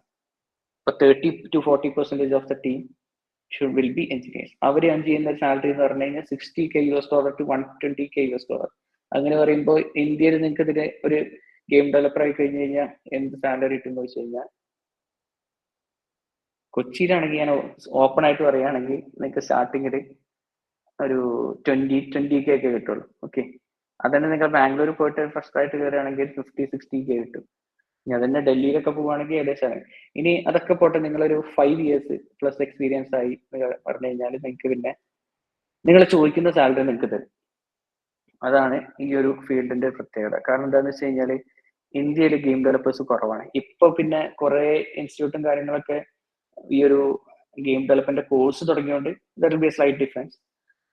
പക്ഷെ ഇപ്പോഴും we are struggling to find quality engineers. അതായത് നേരത്തെ പറഞ്ഞല്ലോ, കുറച്ചെന്തെങ്കിലും നമുക്ക് ലോജിക്കൽ സ്കിൽ ഉണ്ടെങ്കിൽ നമ്മൾ നല്ലൊരു എഞ്ചിനീയർ ആവില്ല. നല്ല ലോജിക്കൽ സ്കിൽ ഉണ്ടെങ്കിൽ എപ്പോഴും എഞ്ചിനീയർ ഒരു പ്രോബ്ലം സോൾവറാണ്. അപ്പോൾ നിങ്ങൾക്ക് നല്ലൊരു എഞ്ചിനീയർ സ്കിൽ ഉണ്ട്, നിങ്ങൾക്ക് നല്ല രീതിക്ക് മാത്സും ഫിസിക്സും അറിയാമെങ്കിൽ നിങ്ങൾക്ക് ഒബ്വിയസ്ലി നിങ്ങൾക്ക് ഒരു എഞ്ചിനീയർ ആവാം. അതായത് ഗെയിം ഡെവലപ്മെന്റ് ചൂസ് ചെയ്ത് നിങ്ങൾക്ക് ഗെയിമിനോട് കൂടി താല്പര്യം ഉണ്ടെങ്കിൽ obviously you can go for gaming. ഇന്ത്യയിൽ if you are 5+ years of experience, you can earn up to 2 to 3 lakhs per month. Okay, which will contribute to 50 lakhs per annum. Okay, on an average. ഇത് studio base difference വരും കേട്ടോ. Okay, ഇനി വരുന്ന managers ആണ്. എന്ത് product ഉണ്ടാക്കുകയാണെങ്കിൽ അതിന്റെ obviously managers വേണം. അപ്പോൾ സാധാരണ രീതിയിലുള്ള പ്രൊജക്ട് മാനേജേഴ്സ് തന്നെ. അപ്പൊ അവിടെ നമ്മളൊരു പ്രത്യേക സ്കിൽഡ് ആയിരിക്കണം എന്നൊന്നുമില്ല. ബേസിക് ഐഡിയ ഉണ്ടായാൽ മതി ഇത് എങ്ങനെ വർക്ക് ചെയ്യുന്നത്, ഒരു സാധനം എങ്ങനെ വർക്ക് ചെയ്യുന്നതെന്ന് പറഞ്ഞാൽ മാത്രമല്ലേ അയാൾക്ക് അതിന്റെ മാനേജർ ആകാൻ പറ്റും. ഓക്കെ, അപ്പൊ അവര് ഒബ്വിയസ്ലി ഒരു എഞ്ചിനീയേഴ്സിനെക്കാട്ടിലും കൂടുതൽ ഏൺ ചെയ്യും. കാരണം എന്താണെന്ന് വെച്ച് കഴിഞ്ഞാൽ അവരാണ് മൊത്തം മാനേജ് ചെയ്ത് എങ്ങനെ അത് പോകണം. ചിലപ്പോൾ എഞ്ചിനീയേഴ്സിന് നല്ല വിവരമുള്ള മാനേജറൊക്കെ ആണെങ്കിൽ എഞ്ചിനീയേഴ്സിന് സജസ്റ്റ് ചെയ്യും അയാൾ, okay we can do this like that എന്നൊക്കെ പറഞ്ഞിട്ട്.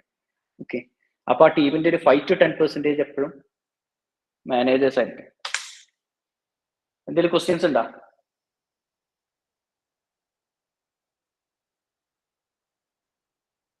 ഹലോ, ഒരു ചോദ്യം. ഇനി ഒരു ക്വസ്റ്റ്യൻ ആൻസർ സെഷൻ ആണ്. നിങ്ങൾക്ക് എന്ത് ചോദ്യം വേണമെങ്കിലും ചോദിക്കാം. ഈ ഡിസൈനേഴ്സിന്റെ കാര്യം പറഞ്ഞല്ലോ, അപ്പൊ അതില് ഒരു ഡിസൈനർ ആയിട്ട് ഇതിൽ നിൽക്കണമെങ്കിൽ നമ്മൾ പ്രോഗ്രാമിംഗ് അറിഞ്ഞിരിക്കണമെന്നുണ്ടോ? അല്ല, വേണ്ട വേണ്ട വേണ്ട വേണ്ട, പ്രോഗ്രാമിംഗേ വേണ്ട. ഡിസൈനർ എന്ന് പറഞ്ഞാൽ എപ്പോഴും ഒരു ക്രിയേറ്റീവ് സൈഡാണ്. ഓക്കെ, അതിന് നമുക്ക് പ്രോഗ്രാമറുടെ ഒരു ആവശ്യമില്ല. നമുക്ക് എന്തായാലും ക്രിയേറ്റീവ് ആണ്. നിങ്ങൾക്ക് അത്യാവശ്യം ചിത്രം വരയ്ക്കാൻ അല്ലെങ്കിൽ കുറച്ച് ക്രിയേറ്റീവായിട്ട് തിങ്ക് ചെയ്യാനുള്ള കഴിവുണ്ടെങ്കിൽ, ഒബ്വിയസ്ലി ഒരു ആർട്ടിസ്റ്റ് ആണെങ്കിൽ നിങ്ങൾക്ക് ചിത്രം വരയ്ക്കാനുള്ള കഴിവ് വേണം. 2D ആർട്ടിസ്റ്റ് ആണെങ്കിൽ പ്രത്യേകിച്ച്. ഓക്കെ, അല്ലാത്ത രീതിയിൽ നിങ്ങൾക്ക് പ്രോഗ്രാമിങ്ങിന്റെ ആവശ്യമില്ല. മനസ്സിലായി? കാരണം എപ്പോഴും നിങ്ങൾ ഈ ഒരു ഇതിൽ നിങ്ങളൊന്നും മോഡലും ചെയ്യുന്നില്ല. ഫോട്ടോഷോപ്പിലോ അല്ലെങ്കിൽ ഇല്ലുസ്ട്രേറ്ററിലോ അല്ലെങ്കിൽ 2D ക്യാരക്ടർ ഇല്ലുസ്ട്രേറ്ററിൽ നിങ്ങൾ വരച്ചുണ്ടാക്കിയിട്ട് അതിനെ ഗെയിം എഞ്ചിനിലേക്ക് കൊണ്ടുവരുന്നേയുള്ളൂ. ഇപ്പൊ 3D ആണെങ്കിൽ ബ്ലെൻഡർ, മായ പോലുള്ള സോഫ്റ്റ്വെയറിൽ ഉണ്ടാക്കിയിട്ട് അതിന് ടെക്സ്ചറൊക്കെ കൊടുത്തിട്ടാണ് നമ്മൾ ഗെയിം എഞ്ചിനിലേക്ക് കൊണ്ടുവരുന്നത്. ഓക്കെ, അവിടെ നമ്മൾ ഏറിപ്പോയാൽ നമ്മൾ ചെയ്യുന്നത് ലൈറ്റിംഗ് അല്ലെങ്കിൽ അതിന്റെ ഒരു പ്ലേസ്മെന്റ് മാത്രമേ ആസ് എ ഡിസൈനർ അല്ലെങ്കിൽ ആർട്ടിസ്റ്റ് നിങ്ങൾ ചെയ്യുള്ളൂ. ഓക്കെ, പിന്നെ ഒന്നുകൂടി ഞാൻ സ്പെസിഫിക് ആയിട്ട് പറയാം, ഡിസൈനിങ്ങും ആർട്ടിസ്റ്റും രണ്ടും വേറെ വേറെ കാര്യങ്ങളാണ്. ഡിസൈൻ എന്ന് പറഞ്ഞു കഴിഞ്ഞാൽ ആ ഒരു മൊത്തം പ്രൊഡക്റ്റ് ഡിസൈൻ ചെയ്യുന്നതിനാണ് ഡിസൈൻ എന്ന് പറയുക. അതായത് ഇവിടെ ക്ലിക്ക് ചെയ്യുമ്പോൾ അത് വരണം, ഇങ്ങനെയായിരിക്കണം ഇതിന്റെ. ഇപ്പൊ ഒരു 2 കാര്യങ്ങൾ, ഗെയിം ഒരു എക്സാമ്പിൾ എടുക്കുകയാണെങ്കിൽ 2 കാര്യങ്ങൾ നോക്കാം നമുക്ക്. Game artist, game designer. Game artist ചെയ്യുന്നത് ഇതിനു വേണ്ടിയുള്ള അസറ്റ് ക്രിയേഷൻ ആണ് ഗെയിം ആർട്ടിസ്റ്റ് ചെയ്യുന്നത്. ഓക്കെ, ഒരു ഗെയിം, ഒരു PUBG പോലുള്ള ഗെയിം അല്ലെങ്കിൽ കാൻഡി ക്രഷ് ഒക്കെ എല്ലാവരും കളിച്ചിരുന്ന ഗെയിം ആയിരിക്കും.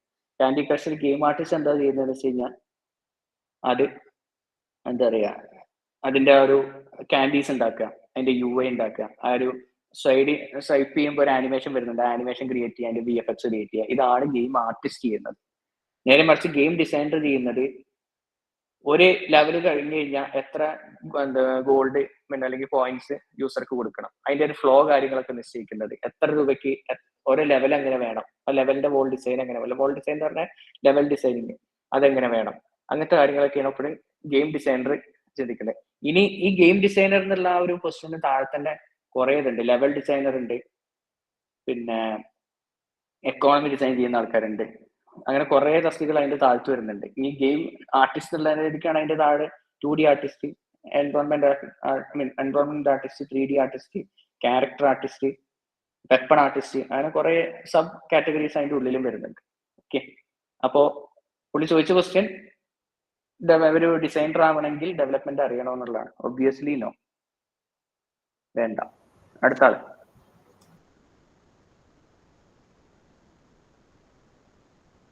ആർക്കും ഡൗട്ട് ഒന്നുമില്ല?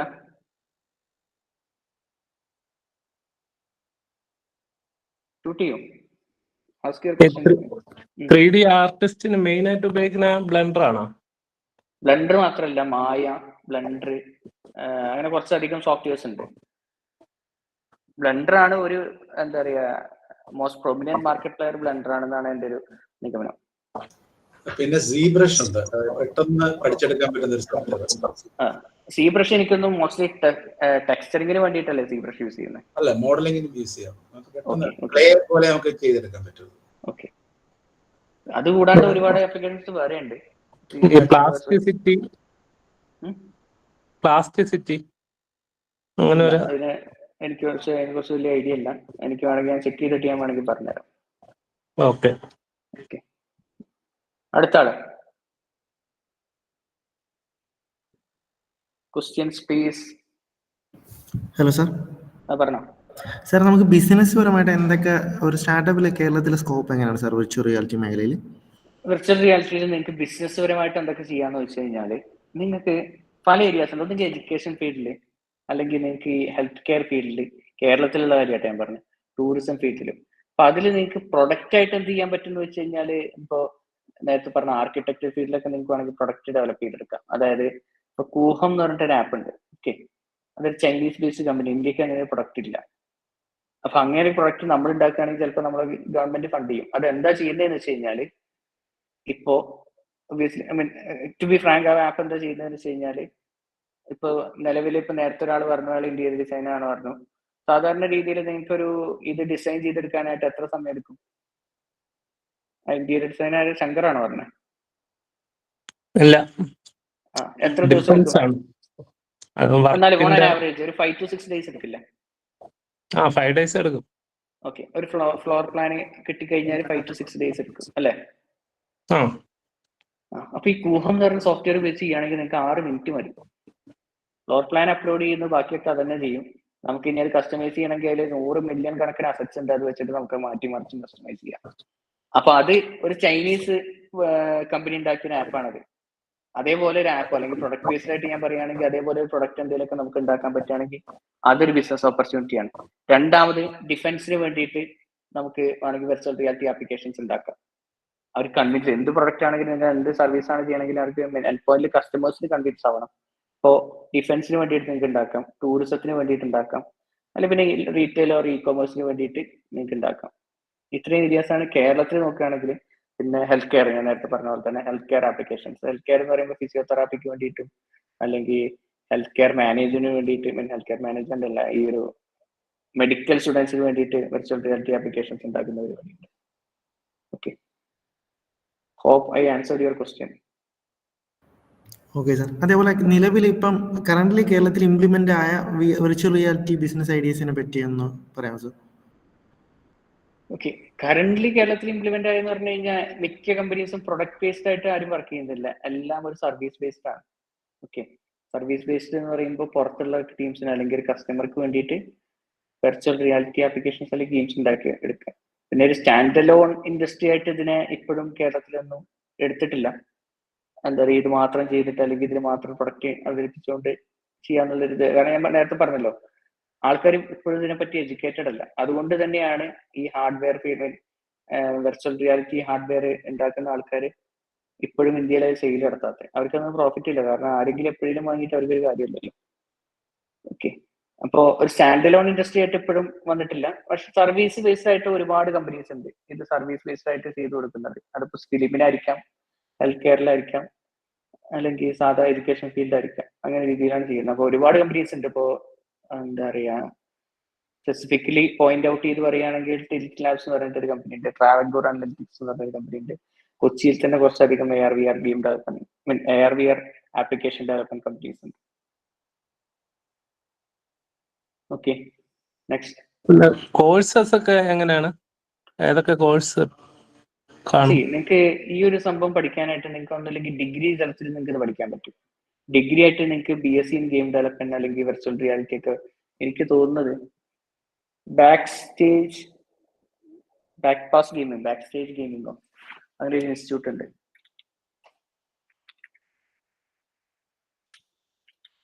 അതല്ലാതെ ക്രാഷ് കോഴ്സ് പോലെ എന്തെങ്കിലും? ക്രാഷ് കോഴ്സ് പോലെ നിങ്ങൾ പഠിച്ചെടുക്കാം. പക്ഷെ ഞാൻ പറഞ്ഞ ഒരു ക്രാഷ് കോഴ്സ് നിങ്ങൾ അറ്റൻഡ് ചെയ്യാൻ പോണതിന്റെ മുന്നേ, ഇപ്പൊ ഒരു എക്സാമ്പിൾ പറയുകയാണെങ്കിൽ നിങ്ങൾക്ക് അതിനെ കുറിച്ച് ഒരു ഐഡിയ വേണം ക്രാഷ് കോഴ്സ് അറ്റൻഡ് ചെയ്യാൻ പോകുമ്പോൾ. അതായത് ഇപ്പൊ ഒരു എന്താ പറയാ നമ്മുടെ ഒരു ആർട്ടിസ്റ്റ് ആവാൻ പോവാണെന്ന് കരുതുക. നിങ്ങൾക്ക് അത്യാവശ്യം ഡ്രോ ചെയ്യാനുള്ള സ്കില്ല് വേണം, അല്ലെങ്കിൽ അവർ എങ്ങനെയാണ് ഒരു സാധനം വരച്ചെടുക്കുന്നത് എന്നുള്ള ഒരു ഐഡിയ നിങ്ങൾക്ക് വേണം. അല്ലാണ്ട് നിങ്ങൾക്ക് ആ ക്രാഷ് കോഴ്സ് അറ്റൻഡ് ചെയ്യാൻ പറ്റില്ല. അപ്പോൾ ക്രാഷ് കോഴ്സസ് ഒരുപാടുണ്ട്. നിങ്ങൾക്ക് ബേസിക് ഒരു സ്കിൽ ഉണ്ടെങ്കിൽ okay you can attend crash courses. അപ്പോൾ അതിൽ വരികയാണെങ്കിൽ നിങ്ങൾക്ക് ഗെയിം ഡിസൈനിങ് പഠിപ്പിക്കുന്ന ഇൻസ്റ്റിറ്റ്യൂട്ട് ഉണ്ട്. എനിക്കത് ക്രിയേറ്റീവ് ആണ്, അങ്ങനത്തെ കുറെ. പിന്നെ ഐക്കാറ്റ് ഗെയിം ഡിസൈനിങ്ങും ഡെവലപ്മെന്റും, അതേപോലെ ഗെയിം ഡെവലപ്മെന്റ് ഒക്കെ എനിക്ക് തോന്നുന്ന ഡിഗ്രി കോഴ്സ് ആണെന്ന് എനിക്ക് തോന്നുന്നത്. പിന്നെ ഇമേജിലല്ല ഐക്കാറ്റിലുണ്ട്. പിന്നെ ബാക്ക് സ്റ്റേജ് ഗെയിമിംഗിലുണ്ട്. പ്രോട്ടോടൈപ്പ് എന്ന് പറഞ്ഞിട്ടൊരു team game development game designing ഇതിലൊക്കെ കോഴ്സസ് കൊടുക്കുന്നുണ്ട്. ഓക്കെ, അപ്പൊ എല്ലാത്തിലും നിങ്ങൾക്ക് ക്രാഷ് കോഴ്സസ് ആയിട്ട് അവൈലബിൾ ആണ്. പക്ഷേ മിനിമം ഡ്യൂറേഷൻ ഒരു 3 to 4 months എങ്കിലും നിങ്ങൾ പഠിച്ചെടുത്തില്ലെങ്കിൽ നിങ്ങൾക്ക് അതുകൊണ്ട് കംപ്ലീറ്റ്ലി വേസ്റ്റ് ആണ്. പിന്നെ അത് പഠിക്കാൻ പോകുമ്പോഴും you should have some idea. Okay, basic idea.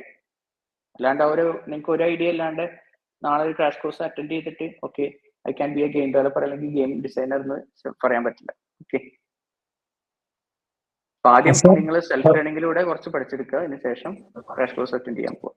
അസാപ്പിന്റെ ഏതെങ്കിലും ഉണ്ടോ കോഴ്സ്?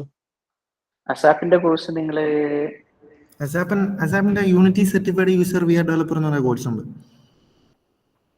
VR ഡെവലപ്പർ കോഴ്സ് ഉണ്ട്, ഗെയിം ഡെവലപ്പർ കോഴ്സ് ഉണ്ട്.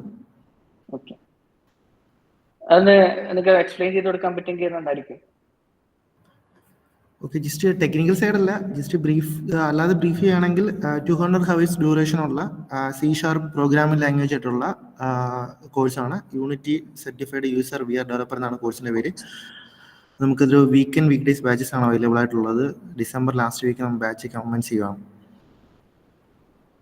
സിലബസ് ലൈക്ക് നമ്മുടെ ഓഫീസ് നമ്പറിലോട്ടൊന്ന് മെസ്സേജ് ചെയ്യുന്ന സിലബസ് വേണമെങ്കിൽ ഫോർവേഡ് ചെയ്യാം. ചോദ്യം ചോദിച്ച ആളോട് ഞാൻ പറയുന്നു, ബ്ലൈൻഡ്ലി ഫ്രം ദ എന്താ പറയുക, ഒന്നും അറിയാണ്ട് അവിടെ പോയിരിക്കരുത്. നിങ്ങളിപ്പോ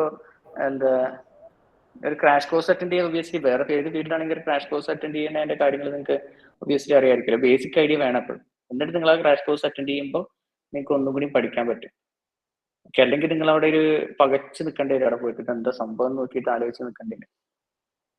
ബേസിക്കലി ആദ്യം ഒരു എന്താ പറയുക ബേസിക് ഐഡിയ ഉണ്ടാക്കിയെടുക്കുക. പ്രോഗ്രാമിംഗ് ആണെങ്കിൽ പ്രോഗ്രാമിംഗ് ബേസിക് ഐഡിയ ഉണ്ടാക്കിയെടുക്കുക, അതിനുശേഷം ഈ ക്രാഷ് കോഴ്സ് അറ്റൻഡ് ചെയ്യുക.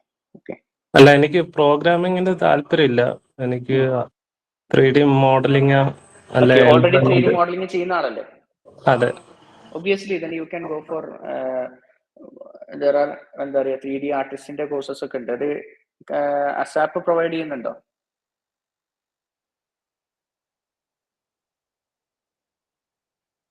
സഞ്ജയ്,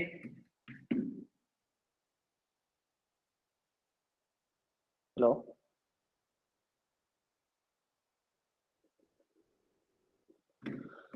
അസാപ്പിനുമായിട്ട് ബന്ധപ്പെടുക, അതിന്റെ കോഴ്സ് ഡീറ്റെയിൽസ് അറിയാനായിട്ട് 3D മോഡലിംഗിന്റെ ഒക്കെ കോഴ്സസ് ഉണ്ടോ എന്നുള്ളത്. ഓക്കെ, അതിന്റെ ഒരു കോഴ്സ് ഞങ്ങളുടെ ഡാറ്റ്സി സ്കൂൾ ഓഫ് സ്റ്റോറി ടെല്ലിംഗില് ടെക്സ്ചറിങ്ങിന്റെയും അൺറിയലിന്റെയും കോഴ്സ് ഉണ്ട്. അതിൽ അത് അത്യാവശ്യം ഇത് കവർ ആവുന്നതാണ്, ഈ ഡിസൈനിങ് പുള്ളി പറഞ്ഞ കാര്യം.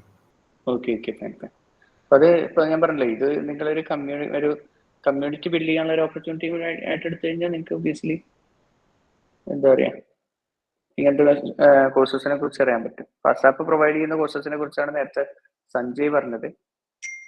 അത് കൂടാണ്ടുള്ള കോഴ്സസ് നിങ്ങൾ ഡയറക്റ്റ് അസാപ്പിനെ കോൺടാക്ട് ചെയ്യുക, അല്ലെങ്കിൽ വേറെ ഇൻസ്റ്റിറ്റ്യൂട്ട്സ് ഉണ്ട് കേട്ടോ ഒരുപാട് പഠിപ്പിക്കുന്നത്. ഓക്കെ,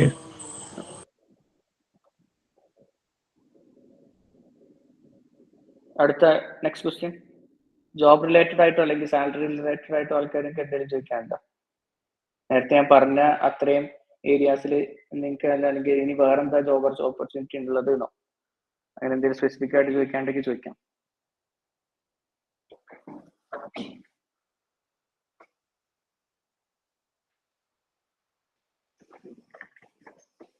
ആർക്കൊന്നും ചോദിക്കാനല്ല?